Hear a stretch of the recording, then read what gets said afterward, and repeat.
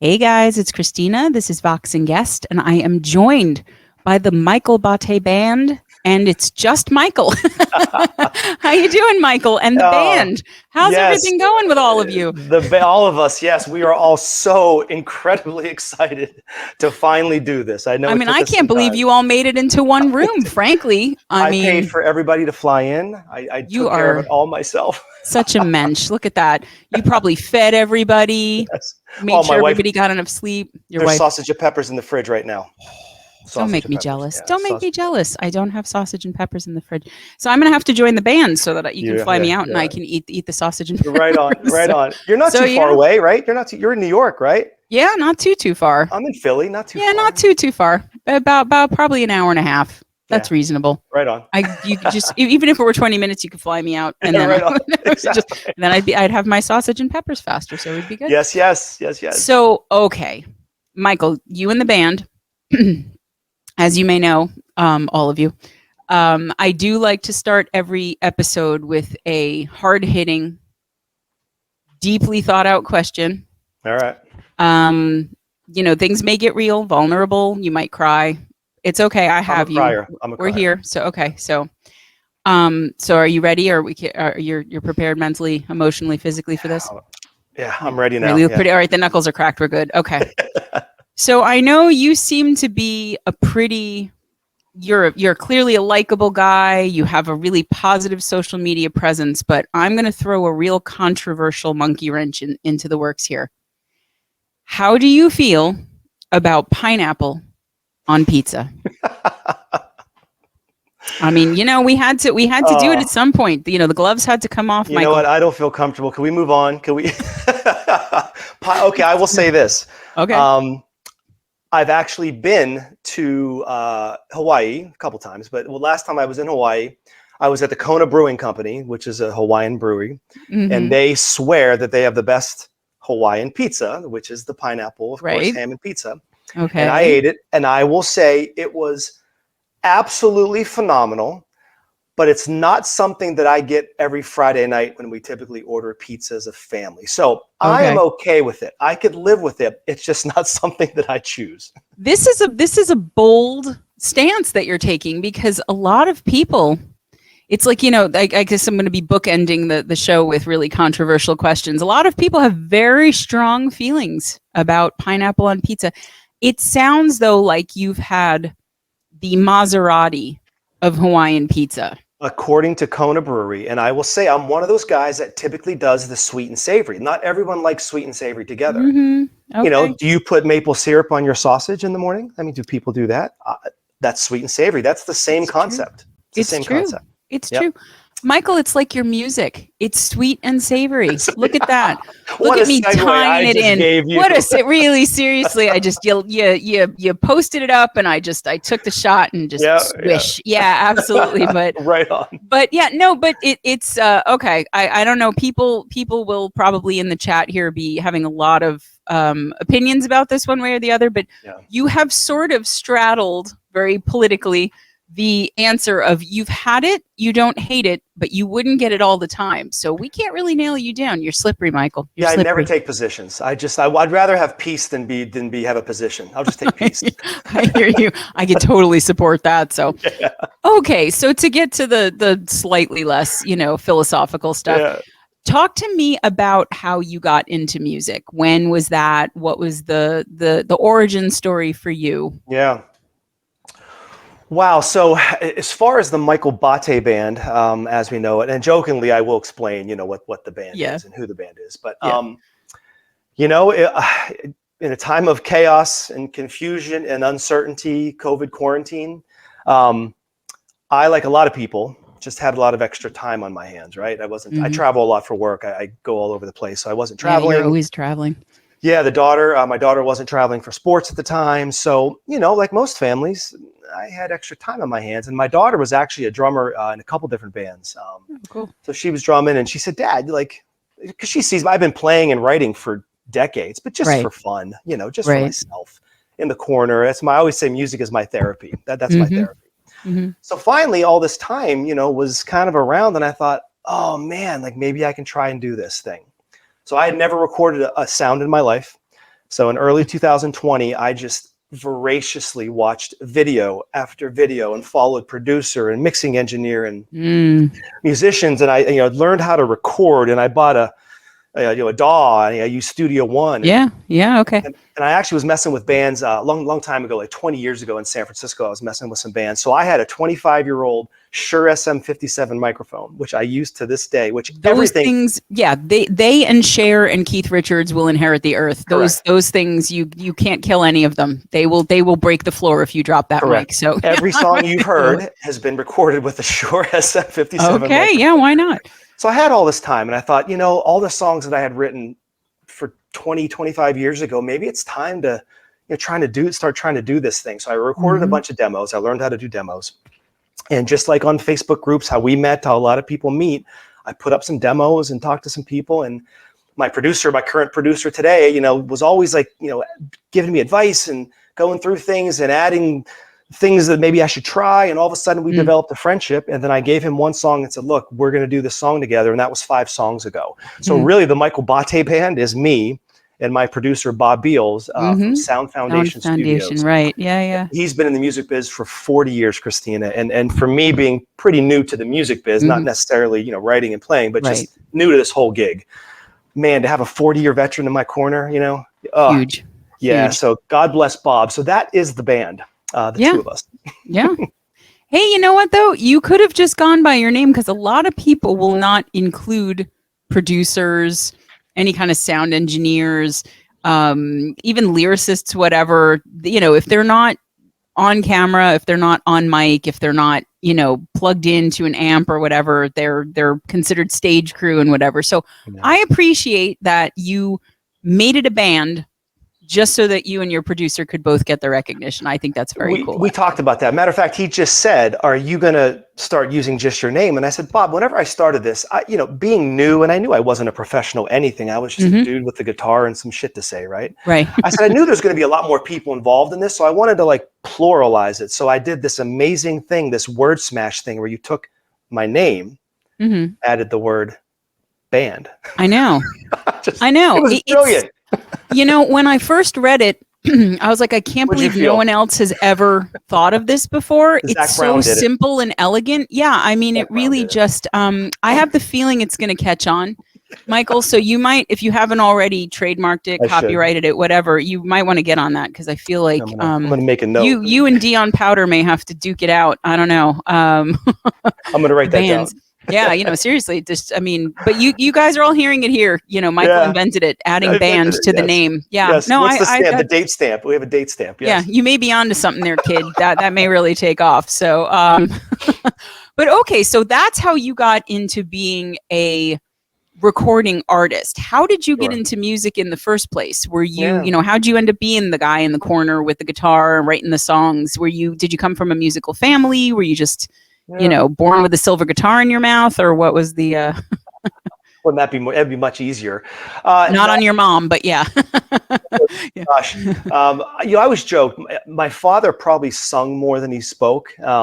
So growing up, I guess my first introduction to music was kind of my father's voice, and he was one of those guys. Never anything professional, nothing like that, but he was involved in everything. So barbershop quartets, which is incredibly challenging. I know you're a singer and a harmonizer, and you can imagine barbershop quartets. People don't realize how hard that is and how complex it is. Absolutely. He did that for years. And then he was the leader of the local church choir. So, I was always with him, in practices in the choir. And then he was also a member of all the local theater groups. And they did the big productions like My Fair Lady and Sound of Music and Fiddler, And I will tell you this, as like a 8, 9, 10-year-old kid, whatever I was, memorizing and then singing some of those lyrics did not make me the coolest kid in my town. I know you might not have been attracting the cream of the crop there on that one, but but I survived. I'm a survivor, so I made it through. But so I guess my dad's voice was always at the beginning, and then I didn't try to play anything or do anything until I got married. I was 25 years old. My wife was 22. We were young, and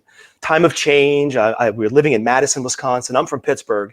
She's from New York. That's a big change. She's from Putnam County, New York. So we moved to Wisconsin, right? Yeah, and I thought, all this change, right? I'm going to learn this thing called guitar, right? Went to the pawn shop, bought a guitar, and I thought, Christina, I really honestly, I'm 25, you know, I have a college degree. I thought I was intelligent enough to know. I just thought that if you just hit a couple strings and really was like just softly just hit it, you know, did something with the right hand, these angelic sounds were going to come out. And for the love of everything holy, nothing like that happened for me. No, like sawing an elephant in half. Yeah. It was awful. Jody will tell you to this day, my wife, F chord. I just could not make an F bar chord because the human hand should not be doing those things. And no, it's so true. 2 months in, she was going to divorce me, but so I took it to a Scorpio Italians, right, together. So I took the guitar and I threw it out the window and shattered it. I shattered the guitar, so that was it. Holy crap. So then fast forward to San Francisco, I moved to the Bay Area, Oakland, California, San Francisco Bay Area. And I met this traveling cat from Australia named Sebastian Beltrami, who's still one of my best friends to this day. And he was like, look, man, I'll teach you some stuff. So I rebought a guitar at the Guitar Center and he taught me some stuff and we were, you know, doing some stuff and he was really good. And we were writing together and starting to kind of develop something. And then life took over. He lost his visa, had to go back to Australia. And I hooked up with these other cats who were kind of like rock and rollers. And we formed this band called LFR. And we were a garage band, Christina, that never wanted to leave the garage because it was way more fun in the garage. We had everything. You don't actually have to be good or practice anything in the garage. You can just have fun. We had all of our enhancements and all the things that, you know, a young garage band would need in a garage, and we just never wanted to leave. So the beer was flowing, everything was flowing. This is the Bay Area, you know, mind you.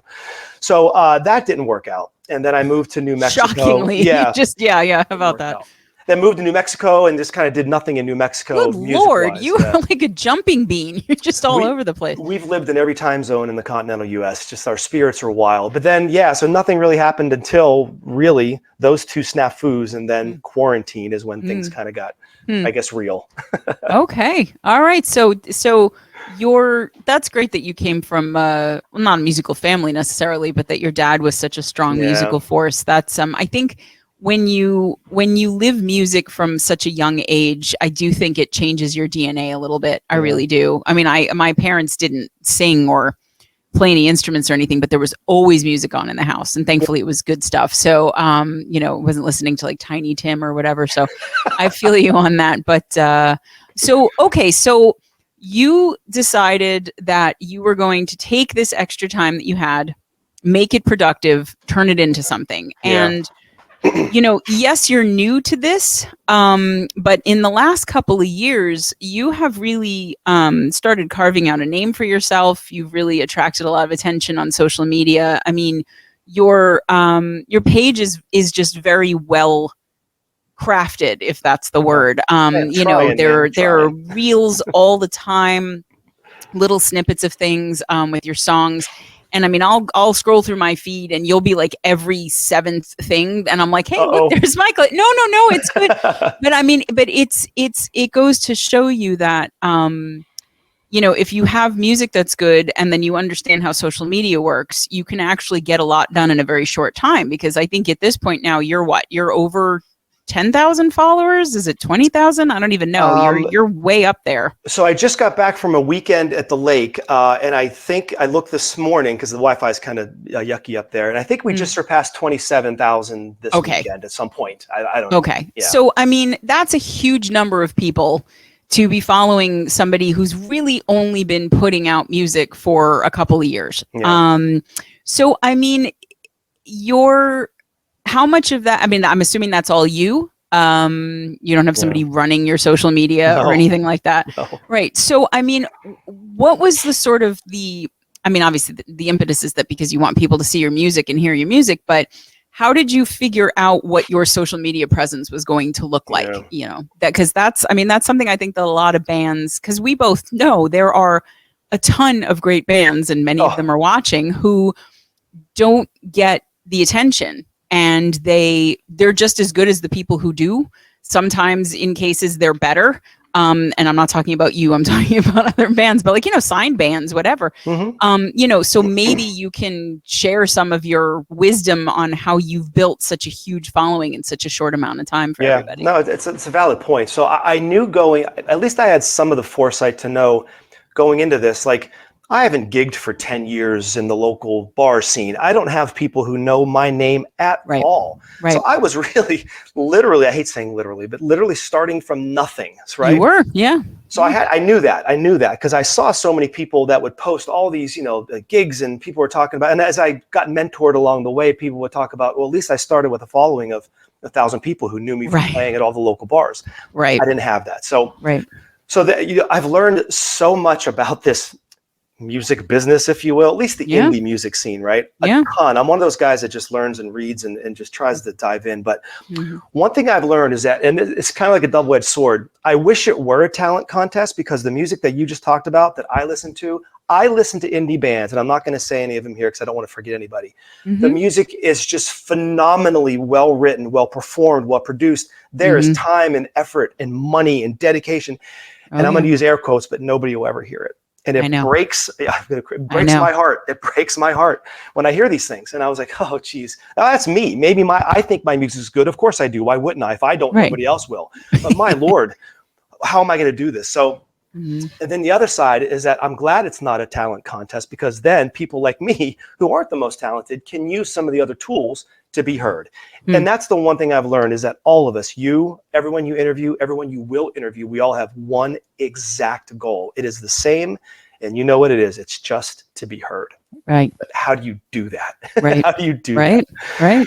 So I knew that, for me, at least I had Facebook as just from history. I caught up with my high school friends on Facebook. I used it for that. I didn't realize that Facebook could be used in this powerful manner from like the business pages. I just had no experience like that. Yeah. So I just honestly learned from other bands and other posts, and just watching how other people did it, and studying all these music marketing people like Damian Keyes, who's such a brilliant music marketer. Yeah. Damian. And he just always talks about that on social media. And I just actually gave a webinar. You're going to laugh at this. I just gave a webinar, an hour and a half webinar on music marketing to my producers, artists who just have never tried it before. So I just told them what I was doing. So I just did an hour and a half webinar in this. Not that I'm a professional by any stretch, but no, but you are doing well. I mean, there are bands that have been around for a decade that don't have 10,000 followers, you know, and I mean, to have been around for, and I mean, I'm not even sure when you started your Facebook page, but it wasn't any sooner than 2020. It was maybe even closer to 2021, right? So, I mean, in 2.5 years to have built almost 30,000 followers. And I mean, look, I'm not asking the question because I don't understand that the music is a big part of what brings them in. That's clear. But as you just said, it's not just about the music, because if it were just about the music, then all the bands that we love so much, that's this show. That's the whole point of this show, is just, to give more people, more press, more attention, more of a spotlight. But I mean, I've been watching you, because I think, when I really just kind of got into this, the community and everything in like March or April. And, I saw you, and I've seen your page just astronomically grow over the last couple of months. I mean, I remember when you did hit like 10,000, and I was like, wow, go Michael. And then I looked again at some point, and it was like, okay, we're at almost 20, and now you're at almost 30. Yeah. So, I mean, I think, just for everybody watching now, go find Michael's webinar. You should post a link to that. I mean, hell, because look, I mean, we can all help each other, but at some point you've tapped out the well, right? Yeah. You're talking to this gigantic choir, and everybody's already liking and following and whatever each other. The hard part is breaking into the other markets. And you seem to be adept at doing that. And I'm glad for you, because to get to the music specifically, your music is good. I know you're not sitting there going, oh, I'm the best or whatever, but you're I think so. Just to kind of back up for anybody who actually has managed not to know Michael already, I would call what you do kind of a pop country rock. Yeah. Okay. Yeah, I guess it's where we, it's funny. That's not how I thought any of this was going to go through. So there's actually three songs that I self-produced that I still have on all my streaming profiles. Okay. I've never. I know 1988 is one of them, but I don't know the other two. That's one of them. Yeah, another one. If I Asked You, and Realm to Roam, and actually other sides. So there's actually 4. But 3 of those were much more in that kind of modern rock Yep. where I thought I was going to land, and kind of what you just named 3 of my favorites of yours, actually. No, you did. I Realm to Roam, I think, is probably my favorite. Oh, really? It reminds me, and I always make sure to make the point that when I do comparisons, it's always favorable and not to imply that the song is a copy of anything, but that it's evocative of it for me.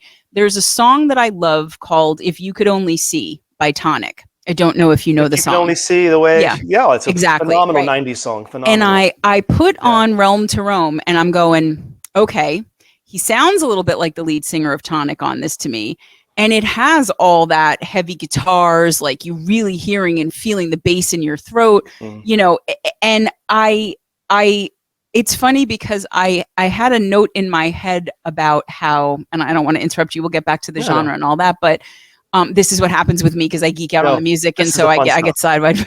But I mean, it's funny because you have songs that I think are more clearly in like a pop country rock kind of lane, and those tend to me to be in more major keys. They tend to be brighter. They tend to be more kind of cleanly, smoothly produced, right? Yep.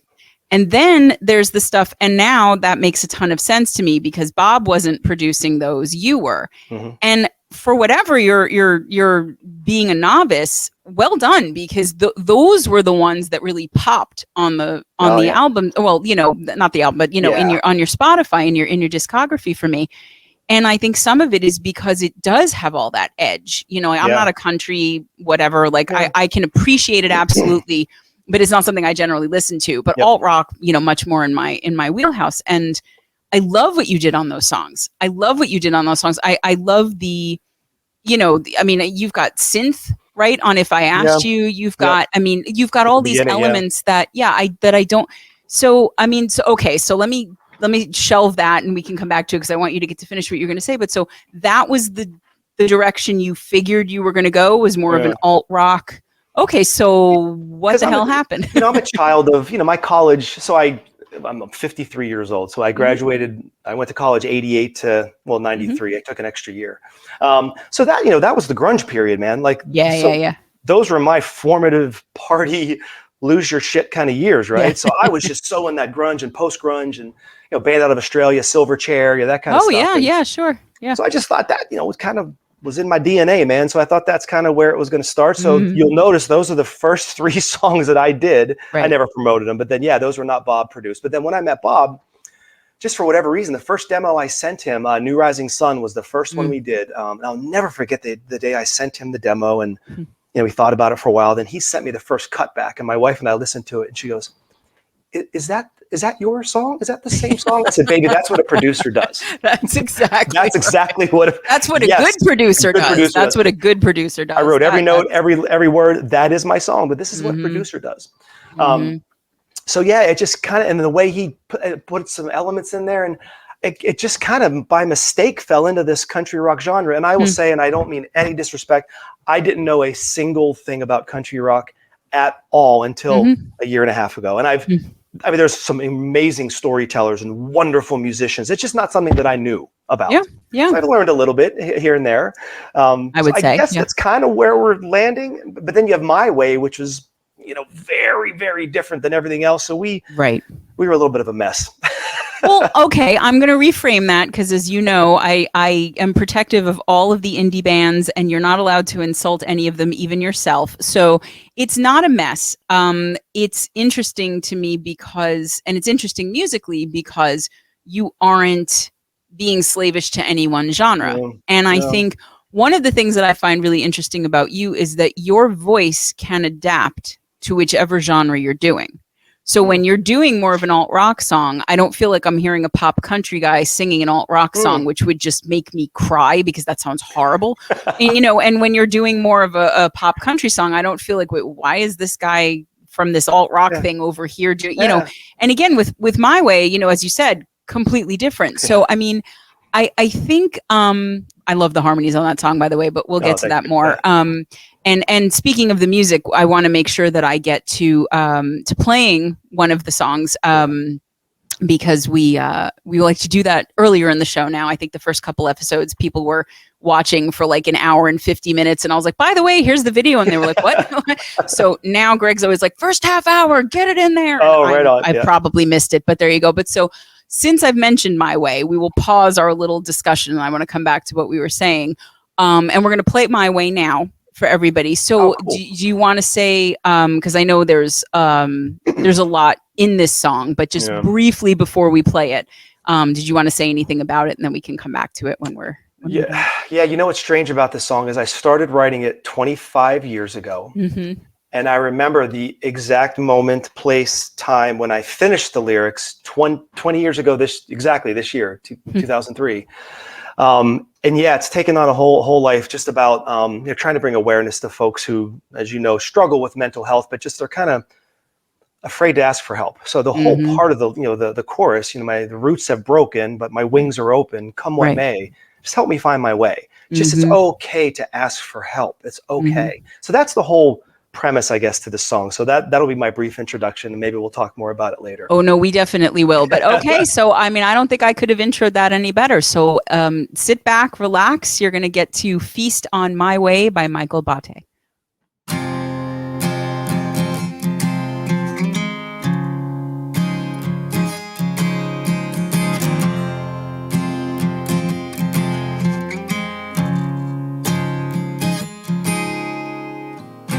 Familiar faces fading, a distant dream I can't define,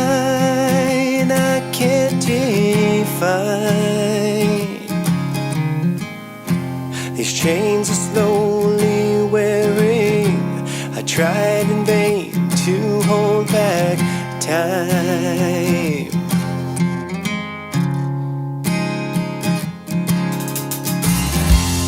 Ruby-coated memories, they speak to me with such disdain, with such disdain.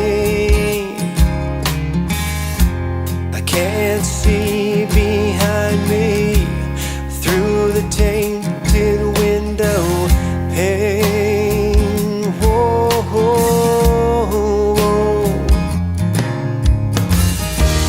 The view provides some clarity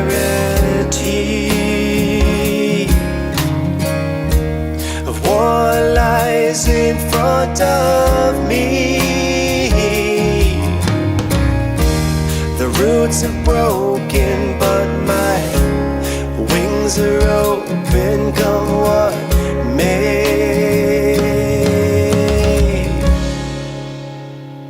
Help me find my way.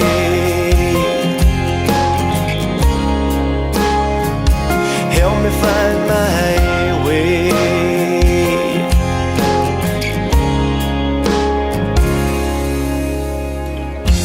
To feel the ground beneath me, it seems too far. My hands are tied. My hands are tied. Sensory confusion, my sense of touch has been denied.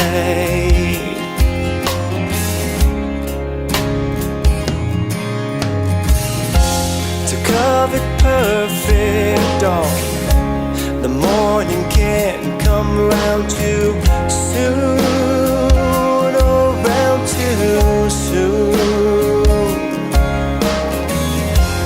Walk into the garden and cut the fragile flowers in bloom. Whoa. The view provides some clarity of what lies in front of me. The roots are broken, but my wings are open, come what may.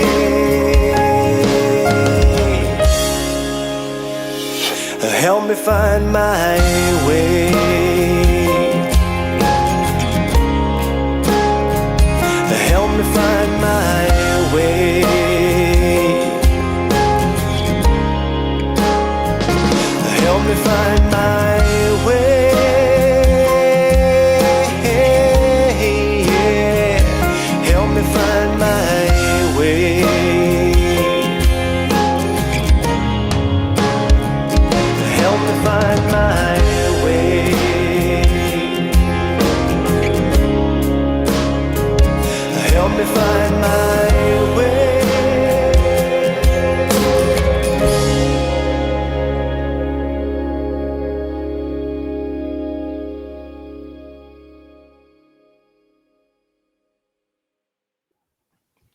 So, I mean, to take a song like that, where, I mean, again, musically, you could have put a whole host of lyrics on top of that, right? I mean, you do, the harmonies are beautiful. You know, you've got Thank the you. piano. It starts out very spare, and I do think of it as kind of a melancholic sort of chord progression. Yeah, You know, the a lot of tempo is minors. slower, lots of Yeah. minors, Yeah. and then but the lyrics, it's interesting because they could be seen as dark, Yeah. but I Yeah. don't think they ultimately come off that way. I think it's more because I think that reaching out and asking for help is a hopeful thing. Yep. I know that needing to do that can feel like a very hopeless thing, but it's only hopeless if people don't ask and get what they need, right? Yeah. So you really focused on, and in a beautifully lyrical way, that idea of just, you know, being alone, feeling isolated, being confused, not really knowing where you belong, and trying to find your place and needing help to do that. So, I mean, was it just something that is sort of a general, I hate to say cause celeb or anything like that of yours, but something that you care about in a general way? Is this something that was more personal? Yeah. Yeah, you know, it's so funny, that song. I sat with it for so long. It was one of those songs that, you know, a little self-reflective, it's a little vulnerable, and I just did that was the song that I played for myself. I don't think anybody ever in 20 plus years ever heard that song. Maybe my wife, of course, would hear it. Yeah, yeah. It's just one of those. It's not the campfire song. It's not, you know, beautiful day. It's not one of those kind of gigs, right? It's very, very different. So I guess I was just waiting for the right producer. But yeah, I mean, you know, hey, we all have stuff. I mean, I've gone through some awful, awful things that I would wish on nobody. And I live with some things, you know, currently. We mentioned COVID before. The Michael Botte band, thank God, was born out of COVID. But I will say this: COVID was not kind to my family in many other ways. So the song just took on a lot of new meanings. It started with, you know, some of the struggles that I had, but then as time progressed and, you know, some family and friends went through some things, it just kind of took on a new meaning, but still had that same powerful message. Please, it's okay. The roots have broken, but my wings are open. Come what may, help me find my way. Ask for help. Yeah. No, I mean, I think, you know, it's interesting too, because I mean, you know, that a lot of Vox and Guest we spend talking about mental health in one way or another. And, you know, that's been a theme. You know, I just did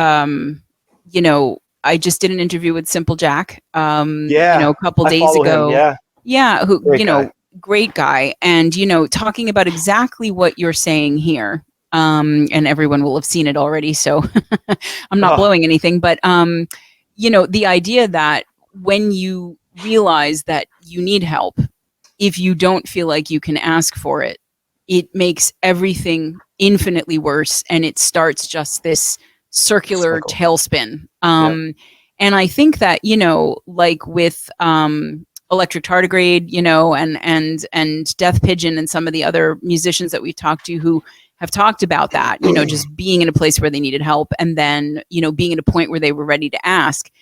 The other part of that is that there's somebody there to catch you when you ask, that there's somebody there to help you when you need it. And so, I mean, I love anybody who uses their music to tell other people that there is hope and that they might even be someone that if they needed to reach out, I'm not saying, hey, everybody, you know, slide into Michael's DMs or whatever, and he'll provide free therapy. But like, you know, I think it's crucial to be able to convey these things. And the fact that you do have such a large platform at this point, I think it was a great time for you to release it because, look, there are always times of struggle. I think every time is a time of struggle, frankly, one way or the other for anyone or everyone. But, you know, right now there is just a lot.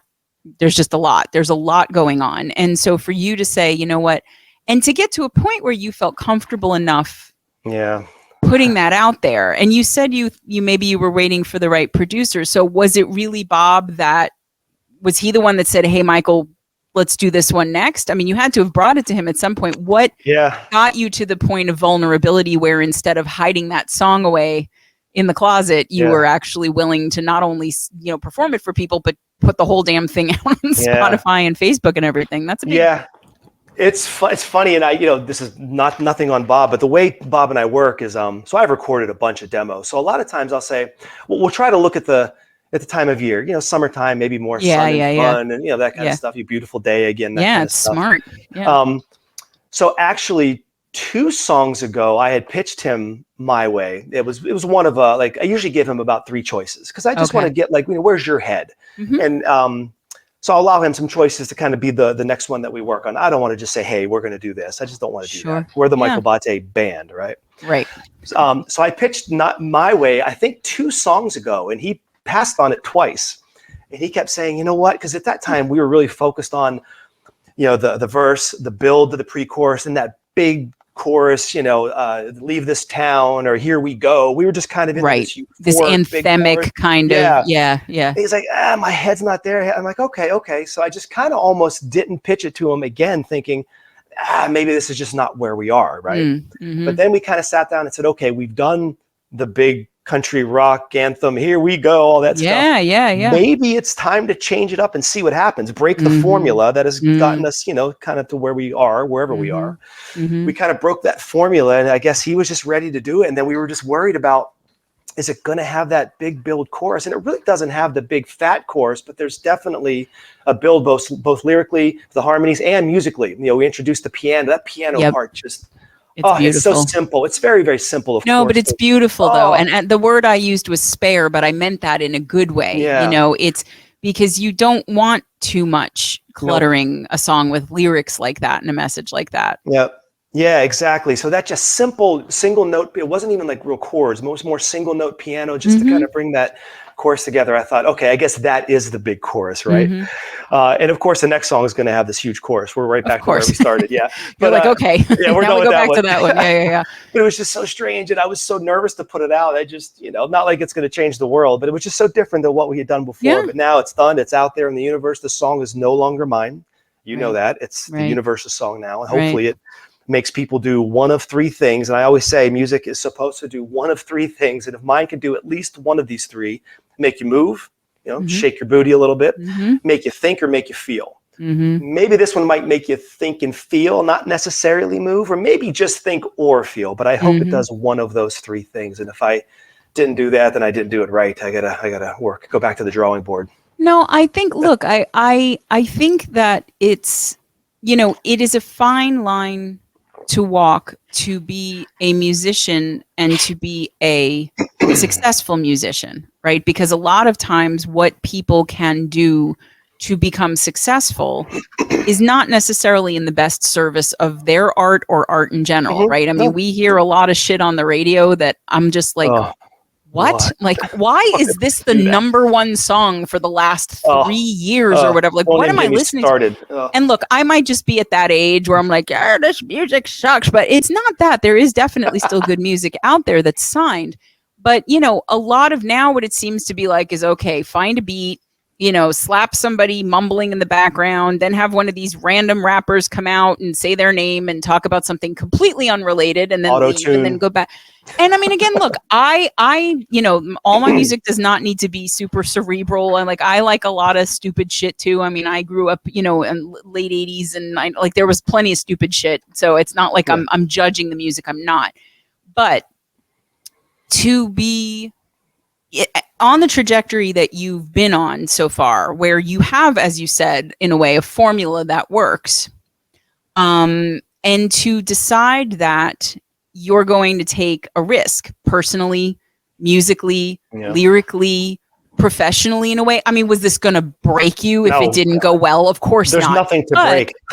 but I mean, the fact that you said, you know what, let's show a different side. And I mean, for anybody who is paying attention to your Spotify or, just your music in general and has listened to everything and has heard the stuff that you self-produced, If I Asked You and Realm to Roam and Other Side, and they already know that you do other things, right? And those songs, they have a more,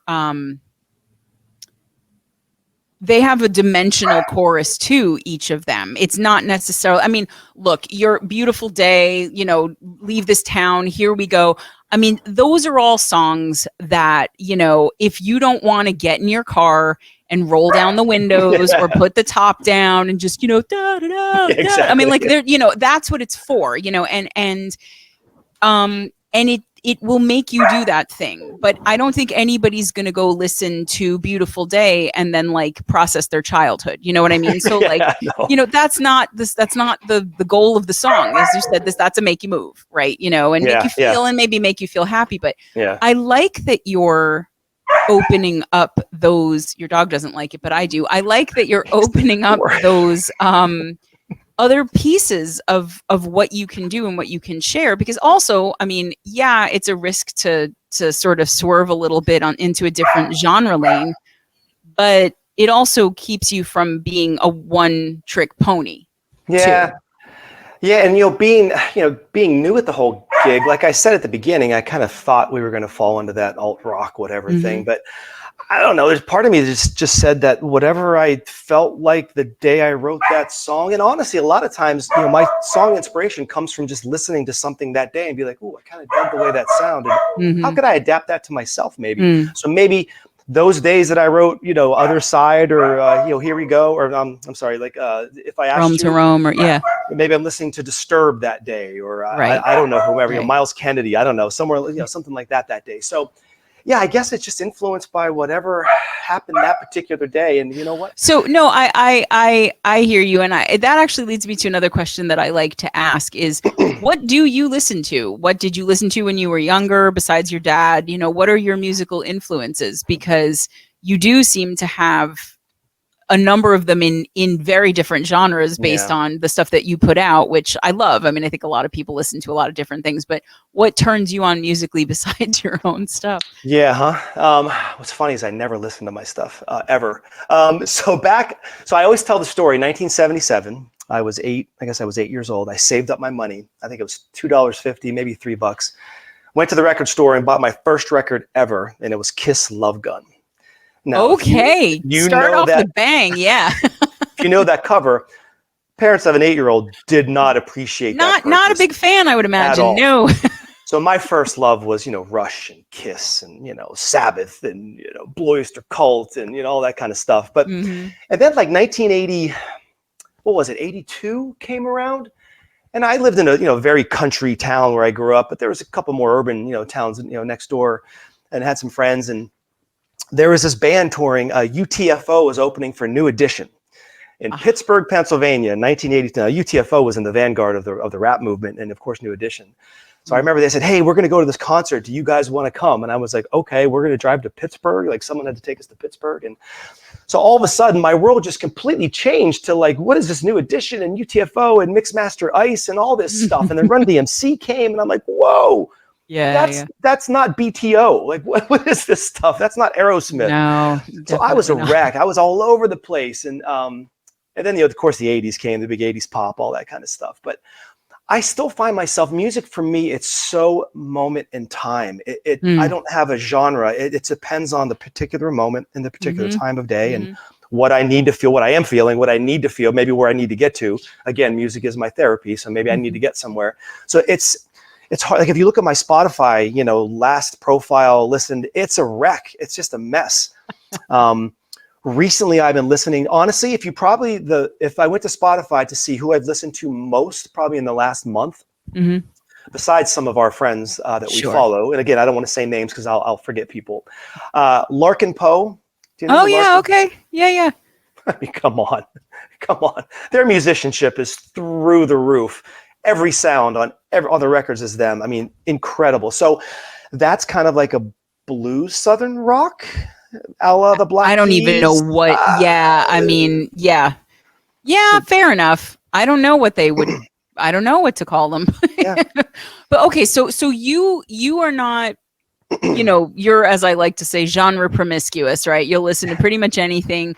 You know, so when you're writing. You know, and I know some of the songs are old, you know, I mean, obviously My Way, maybe your oldest child, but, you know, what is your songwriting process? I mean, are you doing everything entirely yourself and then it comes to Bob? Is Bob, generating ideas with you, from when you get an idea to when you have something to hand to Bob? What's your process there? No, phenomenal question. This is really good because everyone does this differently. And I'd love to tell you what I do, and I'd love to see how other people do it because we all probably do it differently.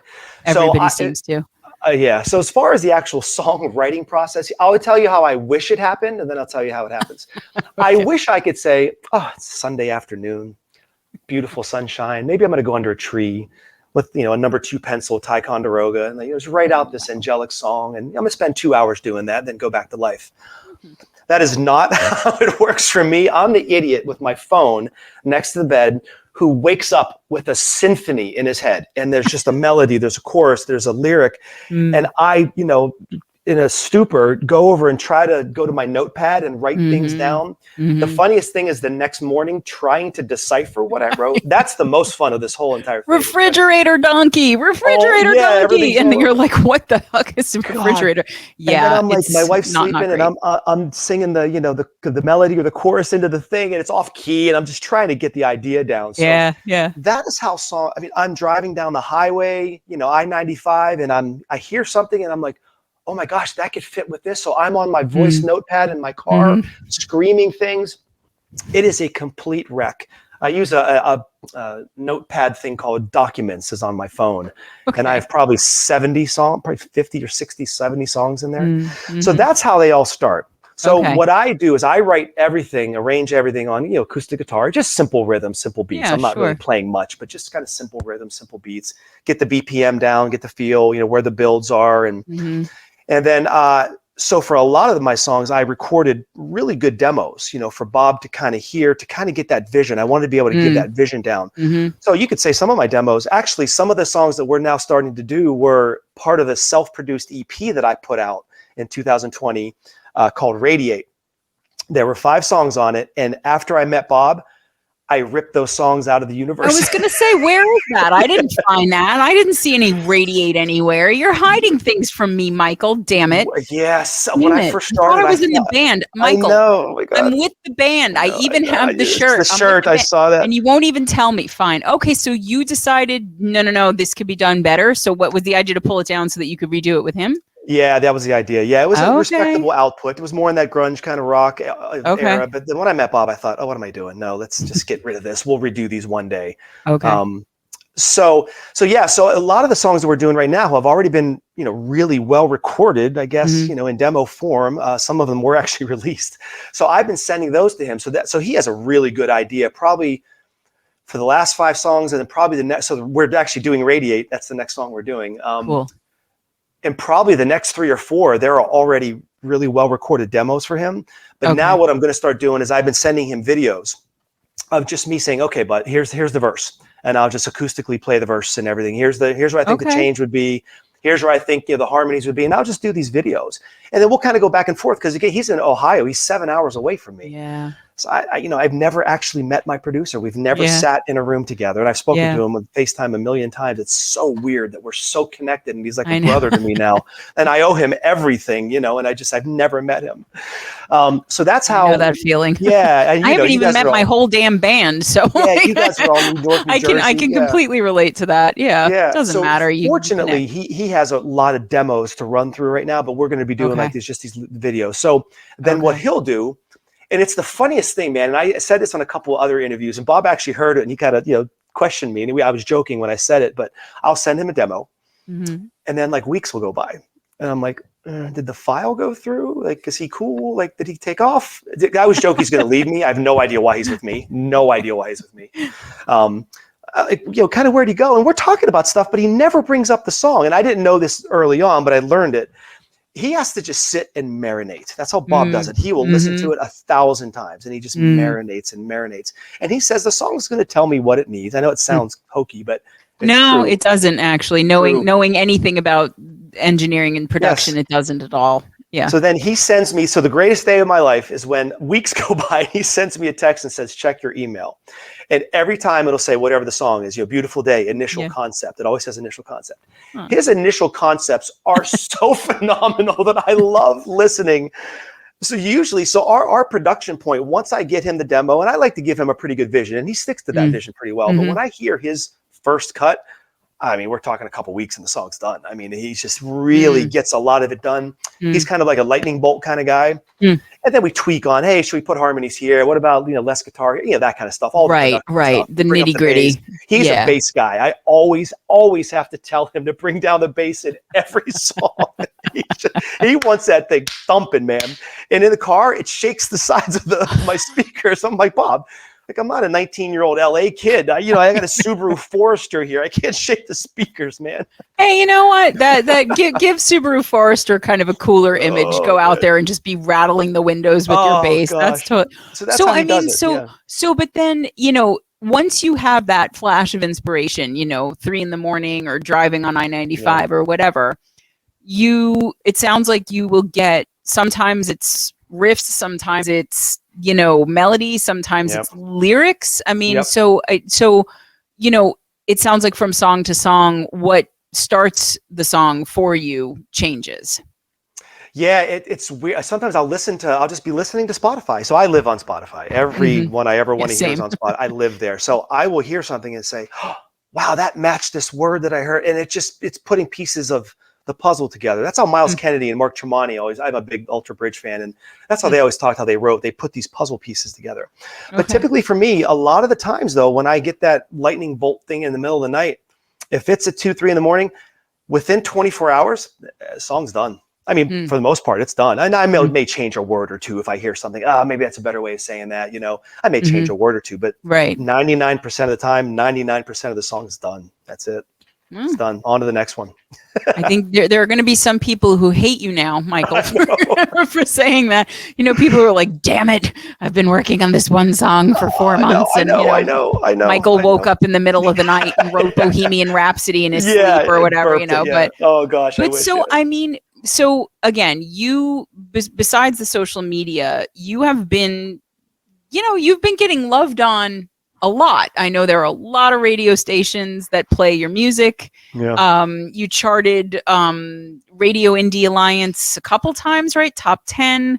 You've been written up all over the place. There's the local Philly station will play you. I Jim, mean, like, my buddy Jim. Yeah. So I mean, like, so you're driving around and you have on WDNF. And your song comes on, and do you just fangirl out in the car? Are you turning it off? Like, oh my God, like, what's your reaction to the way that people react to your music? Is it surreal? Is it cool? Does it freak you out? Yeah. Like, do you get imposter syndrome? Like, what's your, how do you experience that? Because a lot of people don't ever get to do that, get to hear that, just be driving around and hear themselves on the radio or, win some sort of, or, chart in a certain way or whatever. Yeah, no, we've been very fortunate. I have to say, when I first started, I modeled myself. I had a couple of mentors when I first started on Facebook. I don't know if you know these guys yet. Marshall McLuhan's one gentleman, and Steve Larkin Project. I don't know if he's a member of some of our things. I need to get him over. I think Steve Larkin Project. I know the name, but you've seen it. I know the name. Okay, yeah. They were kind of mentors to me, and I kind of asked them at the beginning, like, how do I, like, when I recorded these songs, I said, well, now what? Like we talked before, like, you record the song, but there's this whole other part of the music business where you got to now get it out there. Yeah.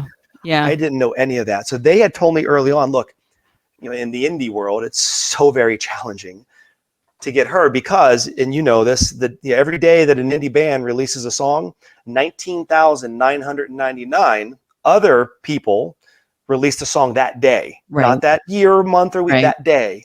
Right. It's challenging. So they said, look, you got to really start with a radio play. You got to build some kind of a base radio play. So I really concentrated. So what I did, and you mentioned some of the success that I've had, and I will say it has been, I've had some help in mentoring, but it has been countless hours of work and research and, emails and responses and more emails and just marketing myself. I mean, I wish I had a firm doing this, but no, this is all me in the evenings and the mornings. And because I just want to be heard, man, I just want to be heard. So I really concentrated on the radio. So I would just go through Facebook and just blow through all these groups just finding radio stations. And are they a rock station, a country rock station, pop rock? Okay, so it's something that might Maybe fit what I'm doing. And I would just copy and paste over and over email address after email address and just start email marketing is such a huge part of this. You have to have a MP3 properly tagged, by the way, MP3.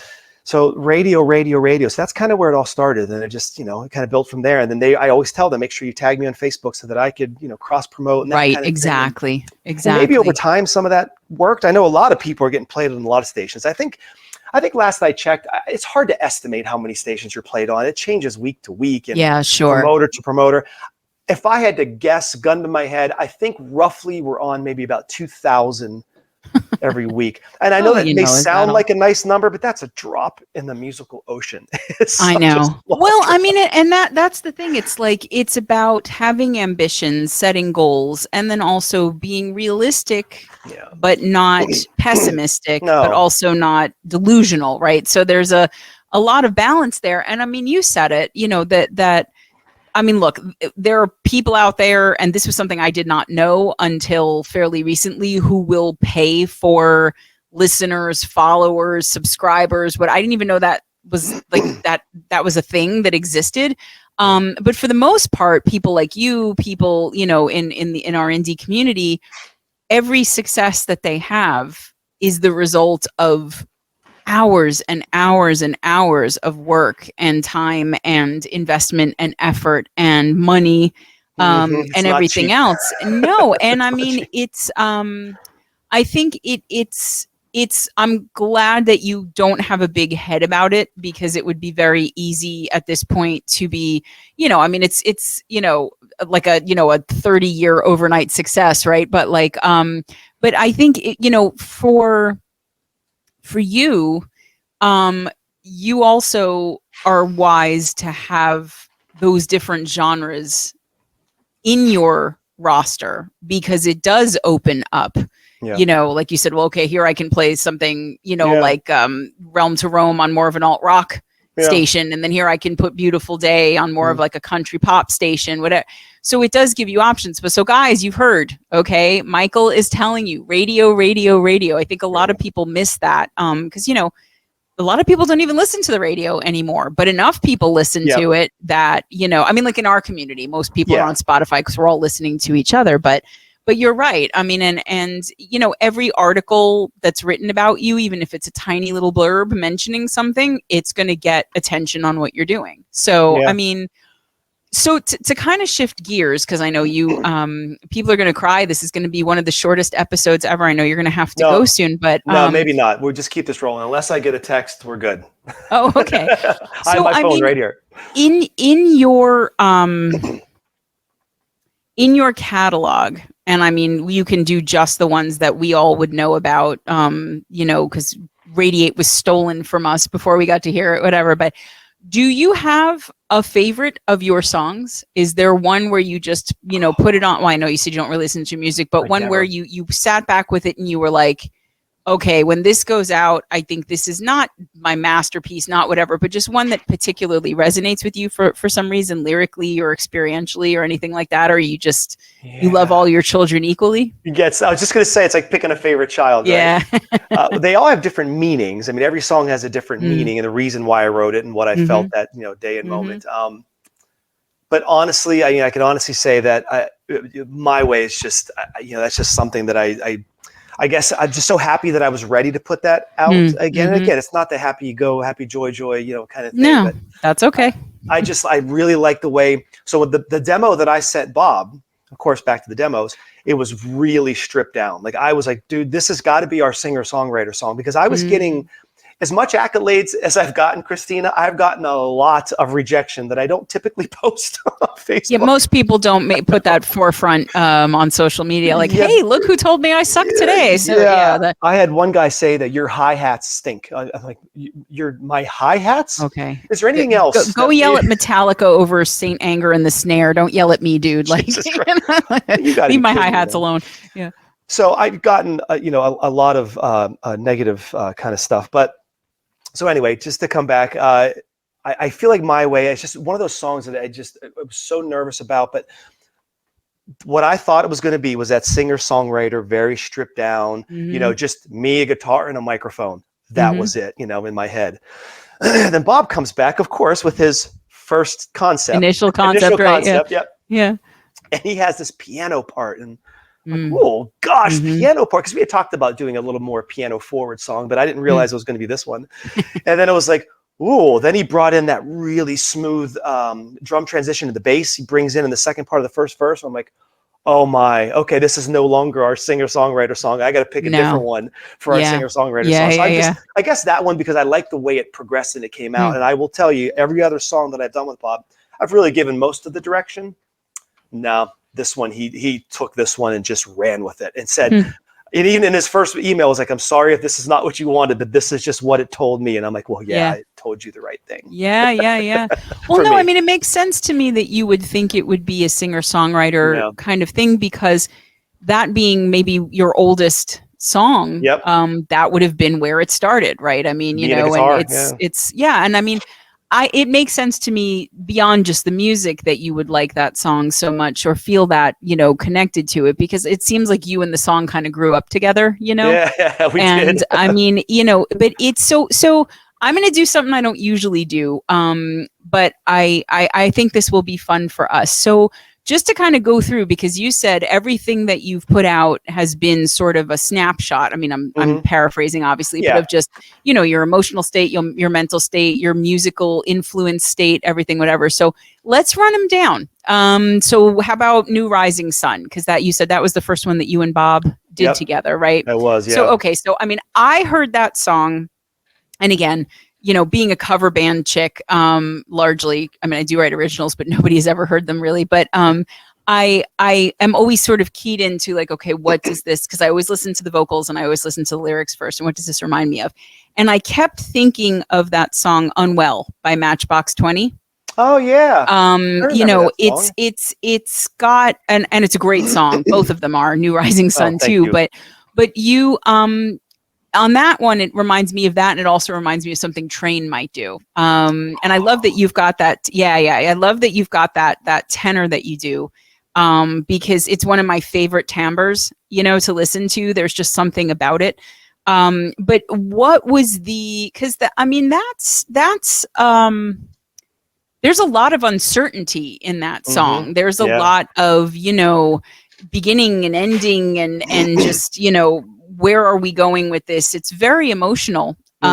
So what was the impetus for, and again, you can get as deep or be as surface about this as you want, but just so what's, if we're looking at the snapshot, what's the New Rising Sun snapshot? Yeah. No, good question. And before I answer that, I will say one thing.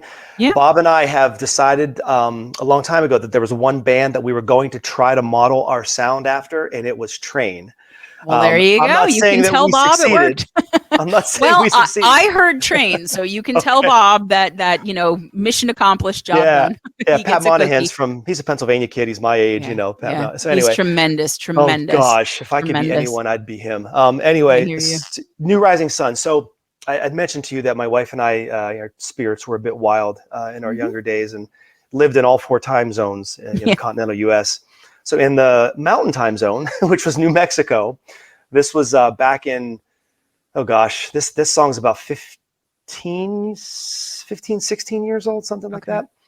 My wife and I have moved around. We come from Italian families. Again, I'm from Pittsburgh. She's from New York, close to our families, but I don't know what it was. We just wanted to get out and just see what was out there, man. Just to, see what was around the corner. And so we were living in New Mexico, loving life out in the desert. And, I looked at a 10,000-foot mountain every day when I woke up and did my yoga and, my stuff. And I remember we had just had our daughter. My daughter was just born in New Mexico. Her name's Antea. Oh, and we're flying back and forth for, parties and holidays and whatever. And it's there's no direct nonstop from Albuquerque to anywhere. You got to go through somewhere, which means delays, extra nights, weather, Dallas. If I go to Dallas one more time in that airport, I'll, God, just we're always stuck somewhere, right? Yeah. So I remember on the way back from one of the Christmas trips, my daughter was maybe 1 or 2. She was little and crying, missing her Nona. Where's my Nona and her cousins? Aww.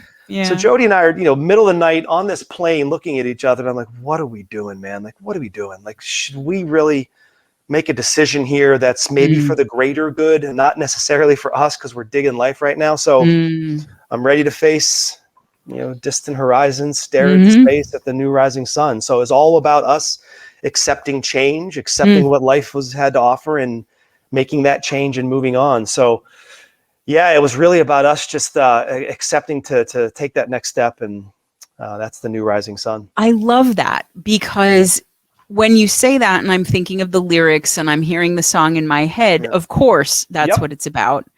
But you could look at that as a song about a relationship that's on the brink. You could look at that as somebody whose, relationship with the world is on the brink. That can be as, that can be whatever you want it to be. So I love that. That's a very cool. So that's an older song. One cool fact about the name of the song is I purposely wanted to name a song after my favorite Jimi Hendrix song. So my favorite Jimi Hendrix song of all time is "Hey Baby, New Rising Sun." Okay. So I was like, you know what? I got to pay homage to, the king. And so I wanted to name a song "New Rising Sun," and it all just kind of worked and felt, together. I paid homage to Jimmy and to my, my wife and our situation. Look at that. Look at you. Okay. All right. So Snapshot, I think this is a little more straightforward, but Snapshot 1988 for me. 1988. I think it's pretty self-explanatory to people who've heard it, but. So that was the very first song that I did ever. That was the first ever that I did. And I wanted to do it as just kind of like a gift, for my high school friends. And I was getting more reacquainted to some folks, via Facebook. I know Facebook could be polarizing, but I very much enjoyed seeing how my friends were growing up and their kids. And that's just how you do things. And I don't get to see everybody and see anybody. So I wanted to do something kind of fun. And so that was the very, very first song, all about, just out being in the woods, grooving to some rock and roll. We passed around the bottle and it soothed our souls. It's what kids did out in the woods in 1988, at least in Western Pennsylvania. It's what we did. What else were you going to do? Yeah, exactly. Nothing else going on.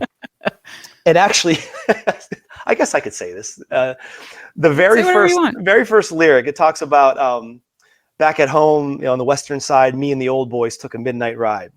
That is specifically when me and all my buddies, this is going to be funny. Me and all my buddies just turned 18. Okay. And there was one of those adult bookstores like a couple towns over that no one under 18 could ever get into. Okay. We were so desperate to learn, well, what is an adult store? Like, what does that mean? What do you do? Can you buy adults there? What even is that? Yeah. So that first line, me and the old boys took a midnight ride because we all turned 18. The last person turned 18 at midnight that night. And we drove to the country to this adult store, and it was awful. Yeah, it was just, we just ran out of the place. But we wanted to see at 18 what that was. So that's the first line of that song that nobody knows about except you. Okay. Well, I won't tell anyone, so don't worry. It's between you and me. Teenagers. That's all. Yeah. Okay. So yeah, I mean that song, clearly a love letter. Total nostalgia. Yeah. Again, very anthemic. And I think, it kind of, for me, it's in that same thematic thing of like, Summer of '69 or Alphaville, Forever Young, that kind of thing. It has that feel. But I like that we got a just between you and me, very specific story on the opener for that. Kids. Okay, here we go. Let's do another anthem there. So that one, I mean, I'm hearing, there are elements of appreciating nature, celebrating the different seasons, that to me is a very country riffy. I mean, you've got slide in that, right? That's no. Oh, is that not a slide? No slide in that one. Unless Bob slipped one in and didn't tell me. No, I don't think so. Probably not. So that's interesting. It might just be affected enough or bent maybe enough. Yeah. Okay. Yeah. So, but, and again, I mean, that's a song to me where, I could see you playing that in a stadium and people having their lighters in the air. It's just one of those. So lighters, yes. Yeah. When was that from? Where was that from? What was that about? Yeah. So this is the complete opposite of everything else I've been saying about how these songs are so old and been sitting. So that song was written in 2020 over quarantine. And musically, I modeled that after someone that I just discovered. I never knew who this person was, named Luke Combs, who's pretty popular. I know. Yeah, I know. I've heard. Singer. With gun to my head, could not tell you, but I know I've heard a Luke Combs song, and I liked it. As I recall. Hurricane or something. I don't know that many of them, but I remember taking my kids to get ice cream, and there was a song on in there, and I'm like, this sounds country, but I like it anyway. And I looked up the lyrics. Yeah. And I was like, oh, hey, but yeah, I'll Yeah. have to message you when I figure out what it is. Yeah, I'm so sure you'll I be modeled the music after a waiting Luke with Combs bated song. breath. Yeah. Okay. So, but you're gonna laugh. I mean, the song. I know I use a lot of different imagery and metaphor, but so I am a Penn State football self-proclaimed maniac. I mean, Okay. I don't have obsessions, but I'm obsessed with Penn State football. Okay. I am. That's just the way it is. So for decades, I don't remember ever missing a Penn State football game ever. Wow. And my wife cooks for everybody for Penn State weekend. So wherever I've lived, I mean, New Mexico is tough, but since I've been back in Pennsylvania, certainly every single blessed Saturday, unless there's a couple little events that maybe would change things, the neighborhood's been at my house. So that song is me getting through a day preparing for Penn State football. So if you listen to the lyrics in that in that context, the sun is gliding just above the ground. That means it's just sunset. It's a night game. Just above the ground. The prism leaves break the light and the sound. That's I'm starting to put the speakers on, because when I start hearing playing the music, that's when people come around. Season changing. We are reborn. When the amplifier is ready, I open up the door. So when everyone hears the music, the neighborhood comes. Okay, That's exactly that helps a lot, because it's vague enough that I was like, like, because it's nature, but then he's got an amp, and is he doing an outdoor concert, and is he okay, that makes a ton. Would never have guessed that ever, but that makes a ton of sense. Okay, so that must conjure up a lot of good memories for you. That song. So whenever COVID hit, of course, we almost didn't have a Penn State season. It was truncated. It started late.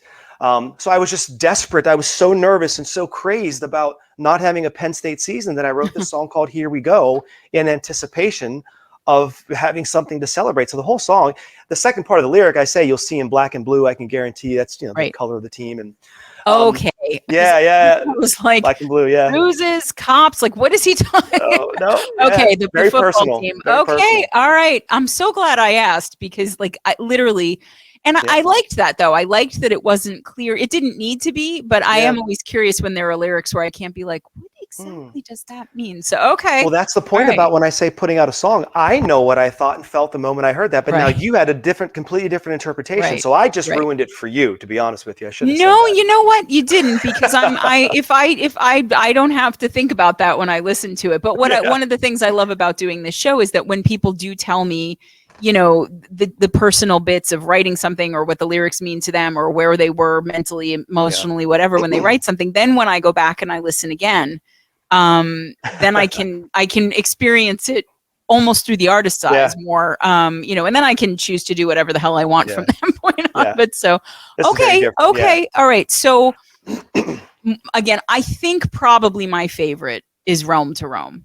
Okay. We've definitely talked about this a lot, but it was the first, because I start at the top on Spotify, unless there's an album or a series of albums, and then I will often go back and I will start from the beginning. Me too. Because Every time. I enjoy hearing where a band starts and then where they go, because otherwise it's almost like watching a movie in reverse. It's like so I probably should start at the bottom of the Spotify list with songs, but for some reason I don't. Singles I take as they're listed. And so I had gotten about halfway through what you have on Spotify, and I was like, okay, I'd heard Beautiful Day a million times on my timeline, as I said, and sorry, again, and you're doing what you need to be doing. And you're going to hear it again. Thankfully, it's a good song, but otherwise I would have just been like, Michael, damn it, with that fucking song. But no, so it's a good song. But so, and then Leave This Town, New Rising Sun, again, a little bit different, but not totally out of the lane. Here we go. There's our lighters in the air, whatever. Yep. And then Realm to Roam comes on, and I'm like, wait a minute. And I literally, I shit you not, because as I say all the time, I will just, it's one of my few moments of peace. I'll sit on the couch or lie down and I'll close my eyes and I'll listen to the songs. And Realm to Roam came on, and I went, oh, they switched to a different band. Spotify I recommend something flaked out or whatever, and was like, oh, they didn't go to the next single, whatever. And so I opened my eyes and I opened my phone, and I was like, damn it, Michael Botte, it's still him. Like, the whole band, they're here. And it made me perk up my ears, because first of all, it's just a genre that I'm more familiar with, that I have more affection for. Yeah. But you didn't miss a beat with that song. It just literally or figuratively, it suits you really well. Oh, You know, thank you. vocally, your timbre, the energy that you put into it. You know, I loved all the synth pop stuff. Like you really, you put in all this stuff that I hadn't heard in any of the songs, you know, because Leave This Town almost makes me think of like a Stone song, like like Jumpin' Jack Flash or something like that with that guitar riff, you know. Yep. And Beautiful Day is just clearly like, you know, that's a summer song if I ever heard one in my entire life. You know, but Realm to Roam is different. It's different. And so that could have been like a what? So talk to me about that one, because I know we've talked about the fact that that's where you thought you were going to start. You were a grunge kid. That was kind of, but how old is that one? You know, because I have to ask now, because I know some of these are 20 years old, 15 years old. Some of them are only, you know, a year or two or a couple months. So talk to me about that one, because I really do. Guys, if you haven't heard, I mean, go listen to everything that Michael has, obviously, but listen to that one. If you only know him from Beautiful Day and My Way, it's going to completely change what you think of him doing. I love the song. So, okay. So go ahead. Talk to me. Tell me. Oh, give me the gosh. I haven't thought about that one. I don't promote that one. I just let it, because it's of course one of mine, not the Bob Beals, you know, produced song. So I just kind of let it sit there. So that was written back in when I was with, the little garage band, not really with them, but in that era, my garage band, LFR. Oh, so that was a Frisco. Was that where you were? Yeah. Okay. That was in Oakland, California. Yeah. Okay. We were doing the garage band thing when we never wanted to leave the garage. Right. So I was kind of in that realm. The people I was playing with were in that kind of realm, not literally that realm, but that kind of music and that style. Yeah. And at that time, you know, I'm not a guitar player. I've learned a couple of chords over the years. I've never taken a lesson in my life of any vocal, nothing. I've never done anything. I'm going to break it to you, Michael, that you are actually a guitar player, but that's okay. We could, for the purposes of the story, I'll indulge your fiction. Go right 3 chords in a rhythm. That's about it. But that's all you need. I know. Who said, just real quick, who was it? Lou Reed who said, once you get past 3 chords, now you're talking jazz. If it wasn't Lou Reed, he probably wished he said it. Yeah, you're talking jazz now. So back then, I discovered this thing, and real guitar players, not me, but real guitar players will know this thing called drop D tuning. Oh yeah, it opens when you really the whole fretboard for a one finger. Entire fretboard. And if you play it right, it makes it sound like it's a whole lot more difficult. So that's when I discovered that whole drop D tuning. And, you know, so that's when that song was all in that era of more of that kind of grungy, kind of modern rock, if you will. And it was kind of like I was listening to a lot of Nirvana at the time. There's a couple old Nirvana songs from like Bleach. I think is kind of if I remember correctly, what we were kind of modeling some stuff after Bleach. It's not Smells Like Teen Spirit Nirvana. No, not that. More Bleach, I believe, if I remember correctly. But that was written back in that time, just all by me. The guys weren't part of it at that point. They were already gone. But yeah, it was just written back then. And that's, again, you're going to see a theme in my songs in my life where my wife and I have always been so confused as to where are we supposed to be? Like, you know, neither one of us wanted to be in our backyards where we grew up. That was just very obvious for many different reasons. So where are we supposed to be? Like, where's my realm to roam? I just never knew where I was supposed to be. So that's kind of what that song was all about. Again, just where am I supposed to land? No, you guys definitely sound like nomads of a sort, which is not easy to do once you have a kid.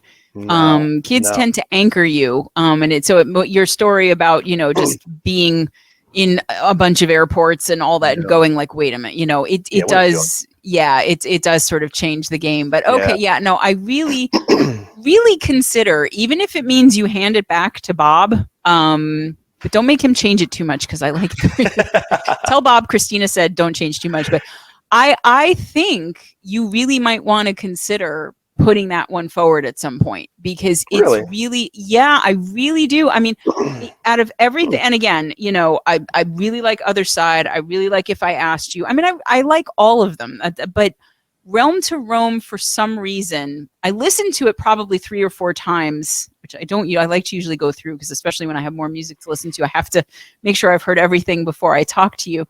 But there was just something about that one that caught me. you know. And I mean, some of it was absolutely the surprise of, wait, Michael does this too.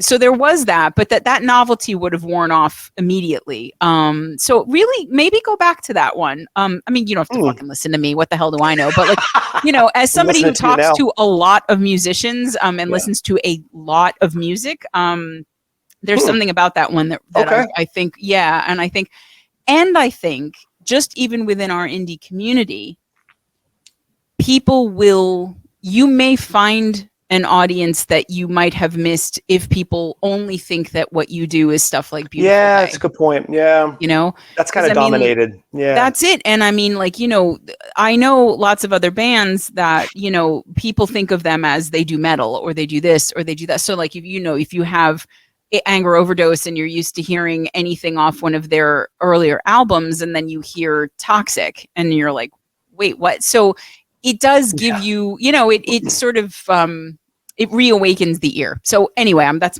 my, you know, Realm to Roam did not pay me to say that, but that's my feeling. You know, I really like that one a lot. Thank you so much for saying that. Honestly, what's funny about that one is I was so concerned about. I was talking to a local producer here, who actually he mastered it actually. Okay.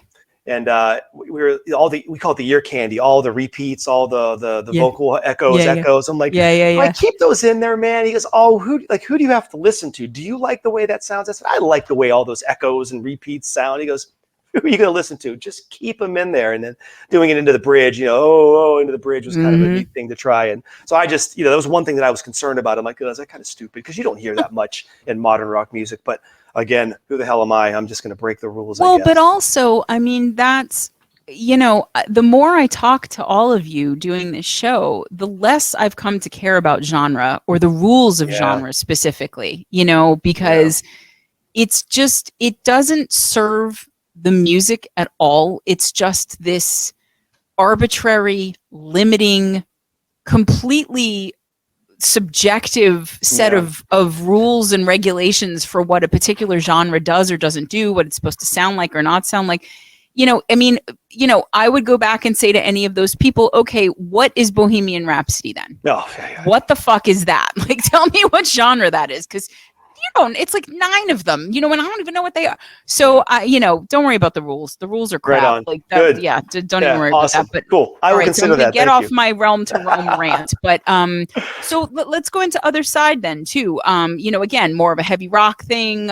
Again, I heard Train. I heard Rob Thomas, especially in the vocals. The harmony. I'm a sucker for harmony. Like I am a sucker. That song is really fucking catchy. I love all the effects that you use in that.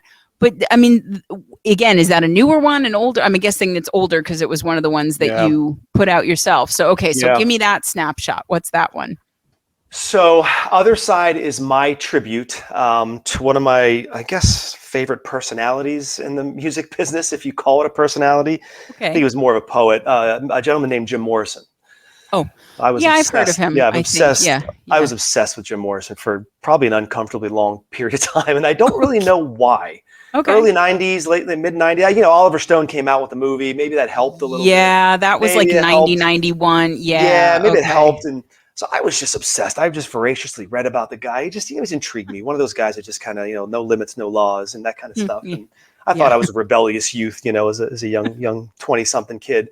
So that was just my tribute to Jim Morrison. So I tried to use a lot of imagery and words that people would recognize from some of his poetry and William Blake. And so I tried to incorporate those words, but not necessarily just write, you know, Break On Through.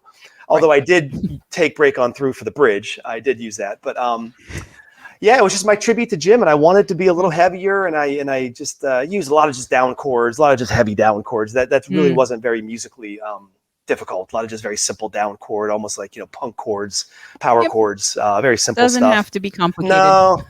Yeah, a couple little riffs here and there, the little ear candy things. But yeah, that was my my Jim Morrison tribute. And I just so Other Side makes sense to me now too for the title. Okay, all right. So I know you might need to go, but I think the only ones that we haven't talked about so far were If I Asked You. Okay, so If I Asked You, that one is, I mean, it's funny. My Way I Know is serious and has, you know, an important message or anything and everything. But If I Asked You, to me, at least lyrically, And I would also say sonically is probably what I would consider your darkest song. You know, I mean, the lyrics are brutal. You know, just anybody who's been in a relationship where two people were not in the same place at the same time with it can resonate with that really hard. But I mean, you know, the song is harder, you know, even the synth is harder.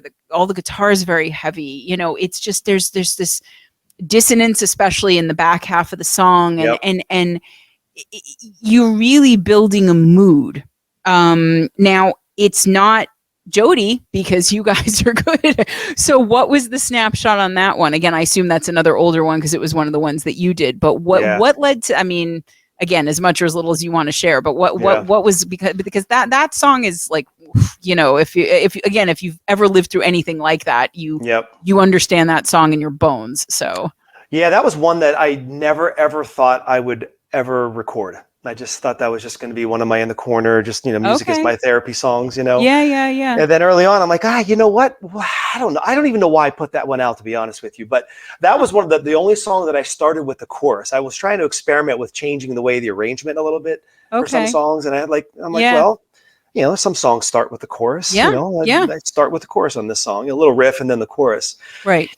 But yeah, that was just someone in my life that I just felt like, I just needed them to stay. And I just felt like if I just simply asked, because a lot of times you never ask. You can see in movies and pop culture, hey, you know, why didn't you stay? Well, you never asked me to stay. Right. You know, so it's one of those situations where, hey, if I asked you, what would you say? If I asked you why you're leaving, would you stay? You know, if I just asked you. And yeah, so we won't get too far into that one. But that's okay. You know what? What are you going to say that's going to mean more to anyone watching this that goes to immediately who that person is in their history, right? Exactly, so I mean, you can put us in a place, and then we can you know get us to the town, and we'll find the right street. Yeah. And then I think the only one that we didn't already go over was, well, I don't know if we specifically did a snapshot of Leave This Town. I don't think we did. I think Leave This Town and Beautiful Day are the only ones that we didn't get to so far. So again, Leave This Town, I did. I got a Stones vibe from that. You know, and it's again, the harmonies. I don't think enough people use harmonies and do them well and use them to their advantage. So I'm always so happy when I hear that. But I mean, I'm guessing maybe since it's I don't know if it was written as a newer song, but obviously it's been released very recently. Is that another one of those, okay, we have to move to a different time zone kind of songs? Or okay, all right. Leave This Town. So I grew up just in a little steel town along the Ohio River, you know, I didn't even have a stoplight in my town. So I was a kid, you know, Huckleberry Finn, Tom Sawyer. I grew up at the river, catching fish down there, you know, sneaking down to the river. But I just can't explain why, you know, most of my family kind of, you know, stayed close. You know, they just liked where we were and where we grew up. And there's nothing wrong with where I grew up. It was wonderful. But I just can't explain it. I just always had this, you know, what's around the corner mentality. Like, again, my spirit was just wild. And I don't know where that came from. My parents, you know, where I grew up was 20 minutes from where they grew up. Okay, so my brother you had not inherited that tendency. Okay, you know, my siblings, when they were there, were close by, and so I can't explain it. So I knew at a young age, especially when I went to college. You know, the world kind of opened up when I went to college. I thought growing up, everybody was. I grew up in this little, you know, sort of white, blue collar, Italian American, you know, Serbian American. I thought everyone was just Catholic and white and American. And right. Wow, I went to college and was like, whoa, that's not the way this is. Things are very, very different. Actually, wow. Welcome to the world. Welcome to the world. Yeah. So Leave This Town is really just about, you know, movement and empowerment and courage. Because I knew as a, you know, that I was just going to have to leave this town to kind of see what else was out there. And so I'm just going to sit here and, you know, have a beer and just leave this town. And it was tough to write, because what I'm saying is to everyone back home is, you weren't enough for me. I had to go somewhere else. That's kind of what it says sometimes. It's so funny that you said that, because literally what I was opening my mouth to say as you began that sentence was, what I thought was I hate to use the word interesting, but I will, because it was interesting to me. What I found interesting about that was that you were saying goodbye, and you were saying that you were going to have to leave, but I didn't get the sense that it was like, I'm done with you. I don't care. I don't, it doesn't sound cold. It just sounds like this is something I have to do. I have to do this. I wasn't run out of town. I chose just right. The path But took. also but you didn't, it wasn't like, as you said, it wasn't like it wasn't good enough. It just wasn't enough. And there is a difference. Yeah, maybe there is a difference. So, okay. Yeah. That captures it very, very cleanly. So, okay. And to the, to your, Tiny Dancer, whatever, the big song, the big one that everybody knows already. So Beautiful Day. You had to have known when you were writing that it was going to be a summer anthem kind of song. You had to know that, that one. And I like the way you structured it too, because it is, again, more spare at the beginning, and then all of a sudden there's that drum just flam. And then, you've got the chorus and all of a sudden it's the anthem, you got the top down, or whatever. So, was that something that just happened to slot really nicely into that kind of hey, this is the summer song for 2023? Or were you intending to write a summer song? Or somewhere in the middle, and kind of where, what was the story for that one? Boy, this is all over the place. So it's a newer written song, but it's about a time back in the early mid 90s when my wife and I were just, young and married. So, so Beautiful Day is all about the first line of the song says it, the whippoorwills are singing in the wind, let's fire up the Subaru, let's all jump in. So back in the early 90s when we were just married, we had our best friends in Madison, Wisconsin, we lived. I love the Mad Town. But every weekend we would just jump in the Subaru and just cruise around the countryside and have picnics and just do what young folks do out in the country and love life and Mother Earth and the whole thing. So I just wanted to write, again, like a gift for our best friends. And I wrote this demo, Beautiful Day. And they were like, yeah, you should really think about doing that one. And it was all I wanted to write something a little more literal. I tend to use a lot more metaphor maybe here and there, but I wanted to write something a little more literal, I guess. Yeah. So I think that song is a little bit more literal, a little more of that country rock kind of storytelling thing. I tried anyway. Sit on a broken fence, chewing a piece of grass, just but the thing is, but the imagery is still vivid. So it's not like you're just sort of going, we're awesome, we're whatever, like there's still plenty to see, there's whatever, but not everything has to be a mystery. And I think if you're going to write a song for summer, people don't want to have to think too much about deciphering what you're saying. They just want to have something that they can groove to in the car. And again, it's that kind of thing is more evocative to me. If you've had those, for me, a song that always does that, God help me, is Tom Cochran's Life is a Highway. That takes me right back to summer of 92 and for better or worse, but, not a great year for me. I know that one. But and it has, and that's the only thing that you can do when you hear that song is, even if you don't want to hear it, you're going to listen to it anyway, because it's just one of those songs, and with Beautiful Day, you've definitely captured a mood and a season, and kind of an emotion. I think there's enough complicated. Simple is really good sometimes. So Beautiful Day was actually one of the songs on my original EP that now Bob and I are kind of going back and redoing. Oh, that was on Radiate? Okay. Yeah, that was on Radiate. Yeah, so he resurrected that one. And we wanted, so we did have the timing. I did time this one. I said, look, man, it's April, like kind of getting into that sun and fun. So this is kind of when I'd like to do this one, April, and it was anticipation of Earth Day, April 22nd, Earth Day. So, but we also wanted to experiment. So there's a guy that I've been following. I don't know if you guys have seen him around. His name's Lewis Hensley. He goes by Louis Lee. He's this kid out of Detroit who's kind of like, a country rock rap kind of guy. And he calls it country hop and roll. And he's really putting these kind of hip hop, like almost like what a Kane Brown's kind of doing, like a lot more hip hop elements into like country rock theme and imagery and storytelling. So I was kind of following him a little bit. He's a young guy. He's a really hardworking guy. I told Bob, I said, I'd like to get a little bit more of like a hip hop element beat into this one. So like you mentioned, the drums come in the second part of the first verse. That's kind of more of like a hip hop beat. It's not just a guy sitting there pounding the skins. It's a little bit more of a hip hop beat. So we tried to do that in there. And then I incorporated some elements. One of the friends that I used to screw around with back in Wisconsin, he always used to say, dude, we got to find the bigger, better deal, man. The bigger, better deal was always his thing. So I put that in one of the lyrics, the bigger, better deals around the bend, cool. just to That's pay cool. homage to him. And yeah, so it was such a fun song, and our friends loved it. But I never really thought it was going to be all that until Bob and I really kind of started seeing how it was laying out and how it was coming out of the production, the production. And then I thought, oh man, like the timing's really good with this one. And we hooked up with a really cool promoter for that one. So I had a really good promoter for that one who has worldwide influence and contacts. And I'm very happy to say that he got us, not that he got us, but he got us on a lot of charts over in Europe. And we did chart at number one on the World Indie Music Chart. It was top 100 chart, and we debuted at number 27. Cool. So we were very excited at debuting about that. Sure. Yeah. Honestly, Christina, that was like, wow. We debuted at 27. I was done at that point. Yeah, you're like, that's it. It can't get better than that. Then it was 13, then 12, then 5. Then all of a sudden he texted me and said, dude, you're number one. I'm like, ow, one on what? What do you mean one? One out of what? What does that mean, one? And it was only for 1 week. And then we were number 3 on another European music chart. So that song just kind of took off and took on a life of its own. And I'm just so fortunate that people thought it was worthy enough to spin it and listen to it and have fun with it.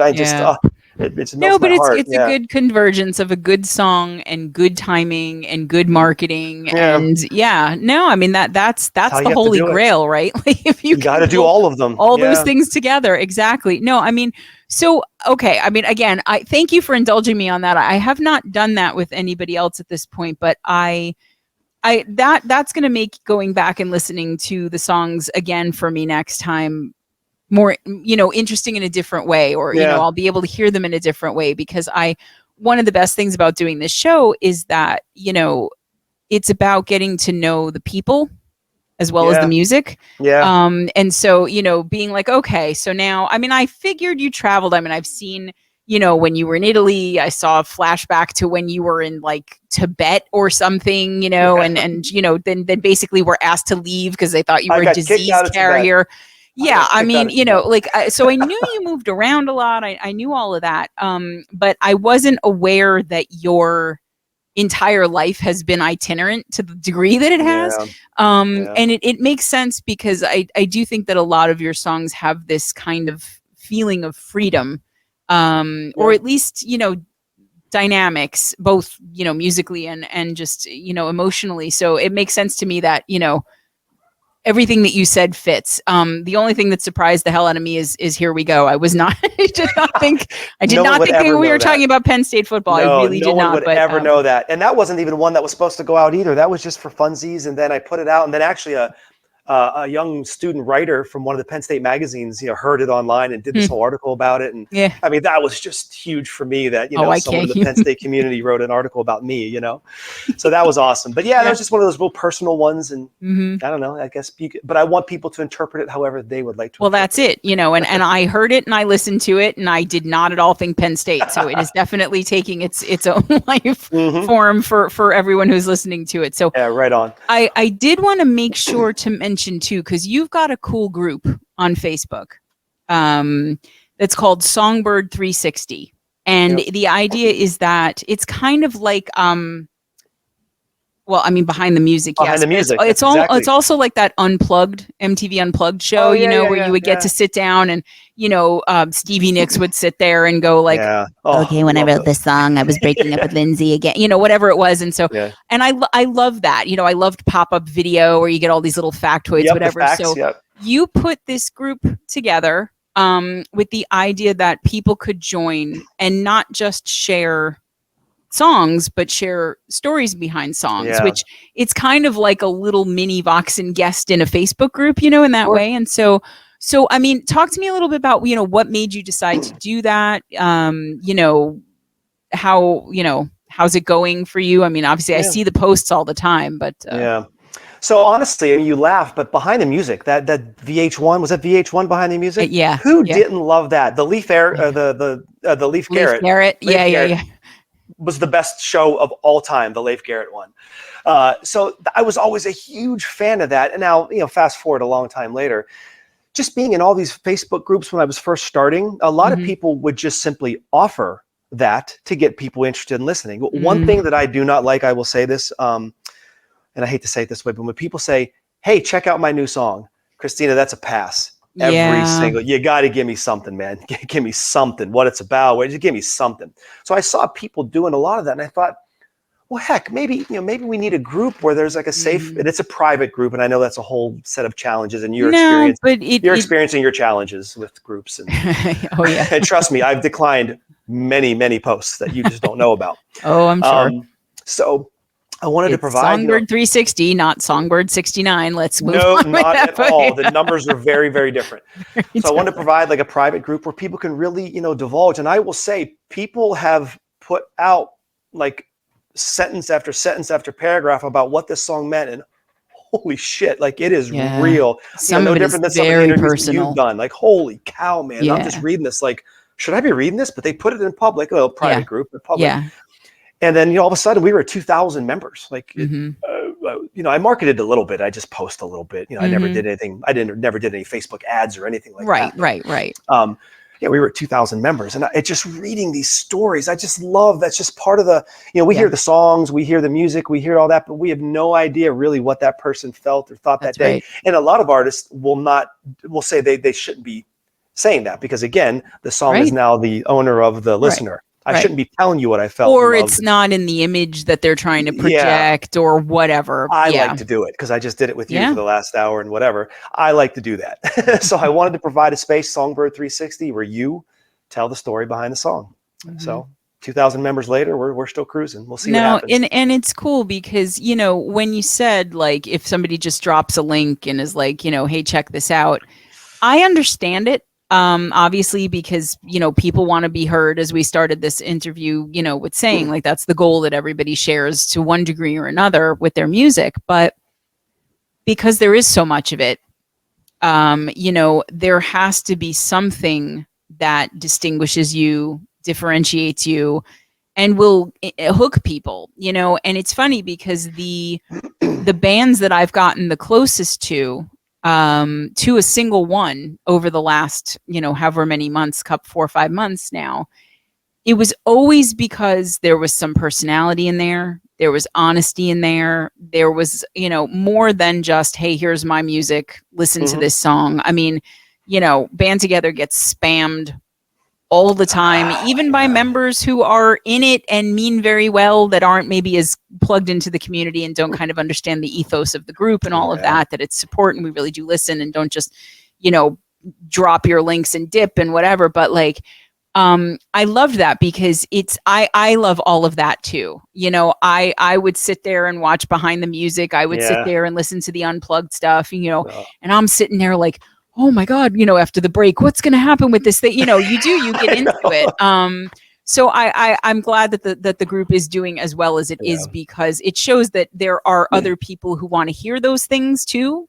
And that it's encouraging musicians to share their music in a way that's more mindful than just spamming, 60 groups with the exact same link. I mean, if you're in any more than one group on Facebook, dedicated to indie music, you probably see the same posts from the same people 10 times in a day, and at a certain point, your brain just goes, oh my God, like I can't anymore. And so it's important, again, to market mindfully. And to just make people interested in you and your music. So for anybody that does not know this group, again, Michael, you're going to get all these DMs now after this of just, first of all, the free therapy that we've, and then just Penn State fans. And now they're going to want to join Songbird, but we are. Okay. So we've covered a lot of ground and I love that. Yeah, I know. But I love that you've, kind of walked us through the catalog song by song. And so before we wrap up, what is the timeline for the next single? You sound like Radiate was going to be the one that's coming out next. Yeah. So Radiate was probably my favorite song that I've ever produced. That was my jam, man. I just thought it was the greatest song in the world, right? Okay. Of course, I ripped it out of the universe. It was so great, right?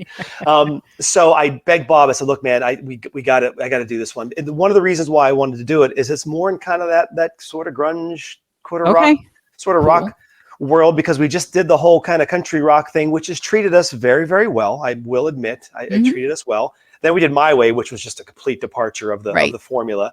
Right. And I'm like, well, let's do like more of like a little, grungy kind of rock. So Bob already sent, so I sent him the demo. You've received initial concept. Initial okay. concept. Radiate initial concept. Okay. Yep. And I will say the initial concept is, he added an element that I never thought he would do. We've talked about it and he did it, but it's already been started. The initial concept has already been approved by me, because there's like an approval process we go through. Right. Been approved. So this one will not be released. I mean, I do everything every 3 months. That's sort of my cadence. And Bob and I talked about this. I could honestly, Christina, probably do one every couple of weeks. I have where's my book? I have so many songs written, and not all of them are worthy of, recording and having people hear, but probably a lot of them I will record. I just wrote voraciously over COVID and quarantine. I had a lot of material that kind of drove me, but so I could probably do one every couple of weeks, but we just decided that like every 3 months is a good cadence. And Bob produces for a lot of people. I'm not his only person by any stretch. He does a lot of work. Good news is that in January, he's going full-time music. So I will have more of him. So maybe we do it every 2 months. I don't know, because none of us are getting any younger. As 5'3" is already gone on the number, and 5'4" is the next one. Then these are getting grayer. I don't have time to wait. So Radiate's going to be the next one, October 7th. October 7th. Will be the release date. It's already set, and it's going to be a lot more. We're going to go backwards to go forward. A lot more rock and roll. Yeah. Okay. All right. See, you guys heard it. Probably not here first, but maybe first right here. Oh, okay. Look at this. We got our scoop. Exclusive. First, we learned about, the adult bookstore, the adult store. We learned about it's totally fun. We can always edit it out later if you wanted, but I think it's great. No, I don't care. And we learned about Penn State, and now we're learning October 7th for Radiate. I'm very excited. I'm especially interested to see what this element is that Bob added that you weren't expecting. So if I can't figure it out, I might message you and just be like, you will. Was it the kazoo? It was the kazoo, wasn't it? It was the kazoo. Electric kazoo. Slamming kazoo solo. Yeah. A keytar, you have the little piano necktie, whatever. Oh my goodness. Yeah, fully just rock it out. So. Oh my goodness. Okay. So as you know, we end every show with a little segment I like to call In the Vox Seat. I've seen it. So I am going to ask you the same 5 questions I ask everyone. And I don't even think you're going to hate any of them. I think you're going to be fine. So this will be interesting because as we've discussed, your genres are not static. So if you had to sum up your music in 5 words or less, what would you say? I know. I should have prepared for this kind of stuff. I'm always waiting for people to do that. And there are 1 or 2 people I feel like they might have sort of pre-thought it, but I actually really appreciate when people come to it fresh, because I think you get better answers that way. So thank you for not preparing. Can I have I have a with? Does with count as a word? That's like I won't count that one. That's okay. Catchy hooks with toe tapping beats. Okay, I'm gonna hyphenate toe tapping. So catchy hooks with toe tapping beats. So that's 5. Okay, I like that. I thought maybe you were gonna say redoing old song with kazoo with Bob. But that's okay, or with Bob. Yeah, but no, I like with kazoo. I'm pushing for kazoo on Radiate. I think that's going to be a kazoo heavy song. Yeah. Just tell Bob. You have a lot of notes to give Bob from me. I'm sure he's going to be thrilled. Yeah, I got it written down. Yeah, thrilled. Okay, so what is your favorite thing about being a musician? Oh my goodness, my favorite thing, honestly, and I know I kind of joke about it a little bit, but the mental health thing, right? People use different elements to help them get through the day, whether it's prescription medication, whether it's diet and exercise, whether it's professional therapy, whatever it is, people use different things. I will tell you, music is my therapy, and I don't know where I would be if I didn't have a voice or something to write and play and put things down, because if I didn't have that, things wouldn't be where they were today. It's very, very important to me. So for me, it's just that process of that concept, that initial thought, and then the writing and I know my process sometimes might be pretty short, not always, but most of the time it's pretty short, but just that feeling. And then when you kind of put it to the melody and you find the chorus, just that whole process of just writing and putting something down. for the love of God, I like it. And now I heard that now there's things where you could punch in, like you could ask the computer to write a song for you or something. Like you AI. I know thing. Chat GPT can write lyrics or something like Yeah, that. I Greg haven't is seen always that. toying around with that just for fun. And Maybe to add a line or something. Sure. yeah, I'll just say I don't think anyone needs to worry about their day job just yet, based on the lyrics that I've seen. But yeah, no, there are definitely things out there. But yeah, so I'm imagining not really something you're. No, because to be honest, if you take that away, well, the music is not my therapy anymore. Mm-hmm. Music is just something that a computer, that's not therapy. I need to be a part of that process. And now maybe the computer can write it better than me. I don't give a shit. It's got to come from me. I'm not doing it. I'm just not going to do that way. So anyway, I like that process. That's my I like that because it sounds to me almost like you're discovering your songs as you're doing them, and that's cool, because that, it's again, it's sort of like, not to break the fourth wall or whatever, but like doing these interviews, I said to Greg just last night, sometimes I don't even realize exactly what I thought or processed or felt about the music until I'm actively talking to you guys about it on the show. Things will come out of my mouth and I'll go, oh yeah, I guess I did feel that way, or it did remind me of this thing, or whatever. And so just as a listener, I appreciate that process. As a creator, it's obviously even better, because it's just much more personal. Right. Yeah. So, okay. So then the flip side though, and you might be one of these, I don't really have one people, which is fine, but what is your least favorite thing about being a musician? Yeah, I know it's kind of a double-edged. So we talked about this marketing thing, and I told you earlier, I wish this were a talent contest so that all my friends would win. And well, if it were a talent contest, I probably wouldn't win, but I thank God that it's not a talent contest to give me a shot. It's just the fact that it's not that. I just wish I'm not going to say who, but a couple people have messaged me asking me like, hey man, how are you doing this? How do you make these videos? How do you do these things? And their music is so good. They are such prominent musicians. They just haven't gotten to that marketing promotion side, which unfortunately is such an animal that we all have to wrestle with. Oh yeah. And it's constant. It's emailing, continual, and the radio stations and the promotions and the 5 to 10 second video creation. And Damian Keys will tell you, you have 3 to 5 seconds to capture someone's attention, or they are gone. And he is absolutely right. Hey, check my song, gone. People gone. Right. So it's unfortunate that there's this whole marketing side that has to get done, especially for, and I hate to say this, ladies and gentlemen, unknown people like us. Now, we may think we're known, but really in the grand scheme of things, we're not that well known. So it's hard. It's very hard. Yeah. It takes a lot, man. And I just wish it didn't take so much time to get 5 streams or 3 radio stations, because the numbers that we deal with are very small. Right. When I say, hey, I got 4 radio stations that picked up my song, that is phenomenal. Other people would say 4,000 picked up my song this week. I'm talking 4, and I am through the roof with 4. Right.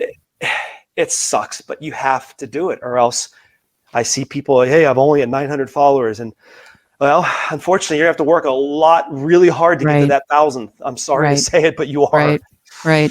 That sucks. No, and you're right. And it's the business part of the music business, right? That's the problem. And I mean, it's one of the things that makes me love this indie community so much, is that, whether it's just from connecting with each other, or, kind of getting everybody collated on band together, or whatever the platform is, is that people are banding together to help each other, and so, one of my favorite things to see on my timeline is, oh my God, I just hit 100 followers, because I know I talk to, not in this community, but, other people in other circles who have, thousands of followers on whatever their business is or whatever they do. And they're like, 100 followers. And I'm like, no, first of all, wait a minute. Okay. Our frame is totally warped on this. Yeah. If you did a gig for 100 people, you would be thrilled, right? Like 100 people, because most of us, we go out and we do a gig and there's like, Barry in the front row, like, hey, I'm really enjoying your show. It's like, we've all had those things where you show up at the bar or the festival or the whatever, and, there's not that many people there. So having 100 people, first of all, you have 100 people who are interested in you. Then you get to, 500, 900, 1,000, whatever. And I mean, if you really start thinking about the numbers there, It is small, but it depends on how big your pond is, right? Mhm. So I think, to stay sane, a lot of musicians have to be content being a bigger fish in a smaller pond. Yeah. And then at some point you just slightly level up your pond, right? Yeah. And then you grow again. So, I mean, I appreciate that you've been willing to share any of what you've learned. And honestly, I mean, it's a weird thing that's happened, and I'm talking a lot, but you really made me think with what you said, that a lot more people know Vox and Stix because of Band Together, and the fact that, like, I will just spend my whole page talking about every other band but mine. I don't know how many people actually listen to our music, and I'm fine with that. Like, I really am. But it's like, being in a position where, what you do is helping people. It's If I'm going to be known for anything, I'm good with that. And I'm wondering if maybe, because you have all this free time, a little side gig for you. Look at me, I'm become your career manager or whatever here. Yeah, But like, I need one. If maybe some of what you didn't put out was just things like this of like, hey, here's how to make a reel. Here's the time of day. You know what I mean? Like, you could really help people with. And I mean, look, there are people on Facebook who'll talk about having the sauce, and they'll be like, hey, follow me and I'll tell you all the secrets of the universe. And then you'll have a bajillion followers in the next 15 minutes or whatever.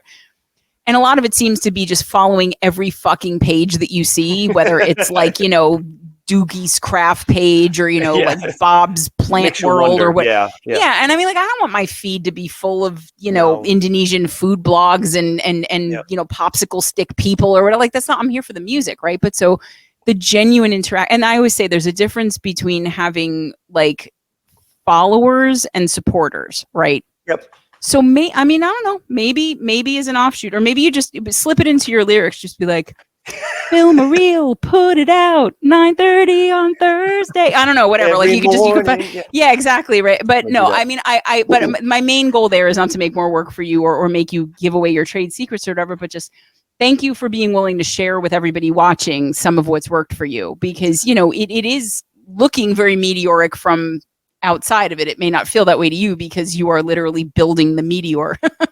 you know. Try. And I'm telling you, I've learned, honestly, Damian Keys. I've watched so many of his marketing videos. All right, guys, videos. there you go. Damian Keys is going to have a spike. I know. In his metrics after this show airs, because everyone's going to be like, what the fuck is Damian Keys? So, yeah, I know. I've tried to incorporate things and honestly, it's just so much of it's just trying to grab that initial attention. It's that initial 3 to 5 seconds with something of interest, because we just want to do this. We want to do this. Nobody has an attention. People do that to me every day, I'm sure, all the time, but just something to grab them and get those interactions and to get that algorithm, right? We all want to beat the algorithm, right? The algorithm. All the algorithm's trying to do is put things in front of people that they may want to see. Right. That's all. Right. And they don't care what it is. Doesn't matter what it is. That's right. Interactions. Facebook has one goal in this world, Christina, to keep your ass on that site as long as possible. That's right. That's right. That's right. It's like Wall-E, when they're all Wall-E. Eva. Okay, so this one I'm interested, because you could go in so many different directions here. But if you could only listen to one album for the rest of your life, I know that's the one everybody hates. Everybody hates it. I know. This is the question that makes everybody. Ambrose from Anger Overdose looked like, in the most loving way possible, he wanted to kill me when I catch a heart attack. Just like I'm getting heart palpitations just thinking about what I'm going to say. So, okay, you get one album, Desert Island Disc, whatever you want to call it, for the rest of your life. What album do you choose and why? I plead the fifth. I don't even know how to answer this one. So it's an island. Yeah. It's an island, huh? Well, an island with really good sound systems, or no, but it's just like, for some reason, I don't know. It's a construct. I have so many. I know, it's fun. It's fun. Yeah, I know. So. Oh man. So there's different genres. Like I could pick one from the 60s, 70s, 80s, 90s. Okay. It's funny. My wife and I were just, we sit outside in the evenings with the dogs and we go through music, and I'm one of those people that goes back in time to rediscover old artists. Yeah. And just a side note, I will answer your question, but I have a playlist on Spotify. He's stalling.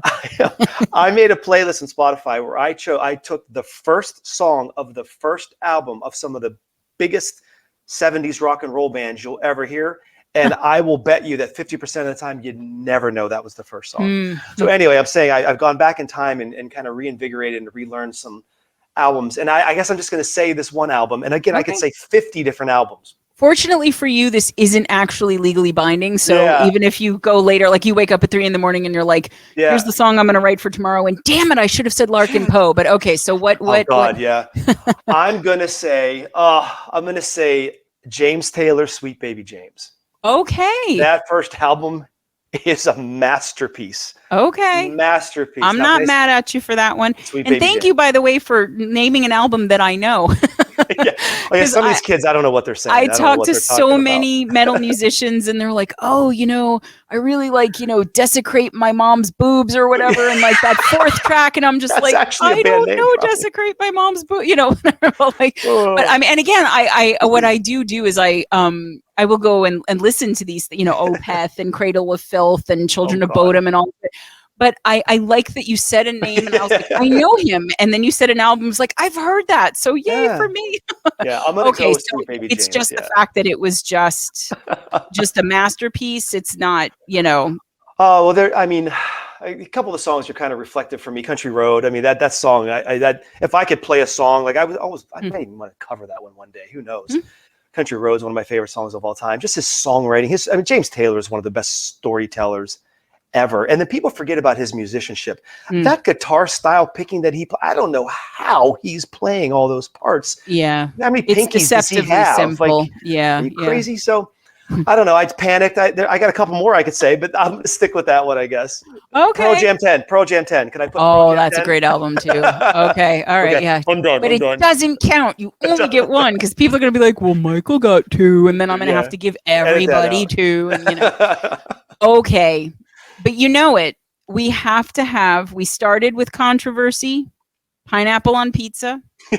We have to bookend it and end on controversy. Right on. And there's a lot riding on this, Michael, because there are people watching right now who are deeply invested in the answer you're about to give to this question. And fandom may be lost if you give the wrong one, according to them. Okay. Yep. Your toilet paper roll. Does the toilet paper come from over the top or do you pull it out from under the bottom, and why? Freaky Things is on edge right now. Just going, don't do it. Don't do it. And Dom from Jam Steak is also waiting. Oh my God. What's funny about this is I've actually had real conversations with my wife, my partner in this realm. We've talked about this. We've actually done this and even done some research, and there's a couple websites that suggest proper etiquette, and I never know who does the suggesting part. It's always they, right? Right. They say, and we just agreed that it is 100% over the top. Okay. Dom, I'm sorry. Dom also has a compatriot in Grimstalker too, so he's not the only one now, but literally all but 2 people on this show have given that answer. Now, some like you are like, that's just the way my spouse does it. And so I'm fine with that, whatever. Some people are really passionate about the issue. Right on. Beards, not mullets. And, how can you, and then JD brought up the whole specter of bugs. They're crawling on the wall that worm their way into the toilet paper, which is like a nightmare for, people who are vaguely OCD like me. Thank you. Exactly. If I had to hear it, so does everybody else. I mean, everybody already watched it, but okay, so there you go. We got another. Michael and the whole band agree that it is over the top. So let's all agree. Yeah, everyone agrees. Yeah, that's it. You all, you have a consensus. You have a quorum. It's good. Okay, listen, you and the band, Michael, have been delightful. You. Again, I always wonder when I talk to bigger, more popular acts, what I'm going to be in for, because you just, as I've said, people can be douchey. You really don't know. And I just, I think the fact that you are humble about everything, and, and I think it's important that people, because everybody wants a quick fix, right? Everybody wants a get rich quick scheme. And in these days, what that basically means is like, how do you get the most attention on social media or whatever? And I think it's important for people to hear you say that this isn't something that's just happened by accident. It's not something that you lucked into. It's work, it's work. And I think we can all relate to that. Yep. We can all relate to that. And I think, I'm excited because I love the direction that, and I know it's going to keep changing. You and Bob are just going to keep, bobbing and weaving, and we're not going to know what genre, what you're going to come out with next. But I love that you're going back. First of all, I love that you're going back to an album that we can't hear anymore otherwise. So, Radiate October 7th. We all know we're, marking our calendars for that. Oh yeah, please. And I love that you are bringing out something that is going to show people that alt rock side of you. Because again, guys, I know whenever it's like word association, when people hear Michael's name, they think Beautiful Day at this point. Like that's because it really is. It is. The fact that they can think of anything is a good thing, right? Yeah. Oh, so, and that it's something that we can say in public and not be censored, whatever. It's a good thing that they think of you. But for those of you who only know that of him, and for those of you who think that that is the only kind of genre, song, whatever that he does, I mean it. Even if it's one thing, okay, go to his Spotify, check out, do me a personal favor, check out Realm to Roam. Tell me what you think, and if you happen to be interested, tell Michael too. I don't know, whatever. I could take it. No, but I mean, and I love that people are gonna, because again, we never know which things people are listening to on Spotify. People may know the song, very well at this point, but since you haven't promoted it as much, maybe. But I'm excited to see what you're putting out next. I'm so glad that you and Bob found each other. We met on the internet.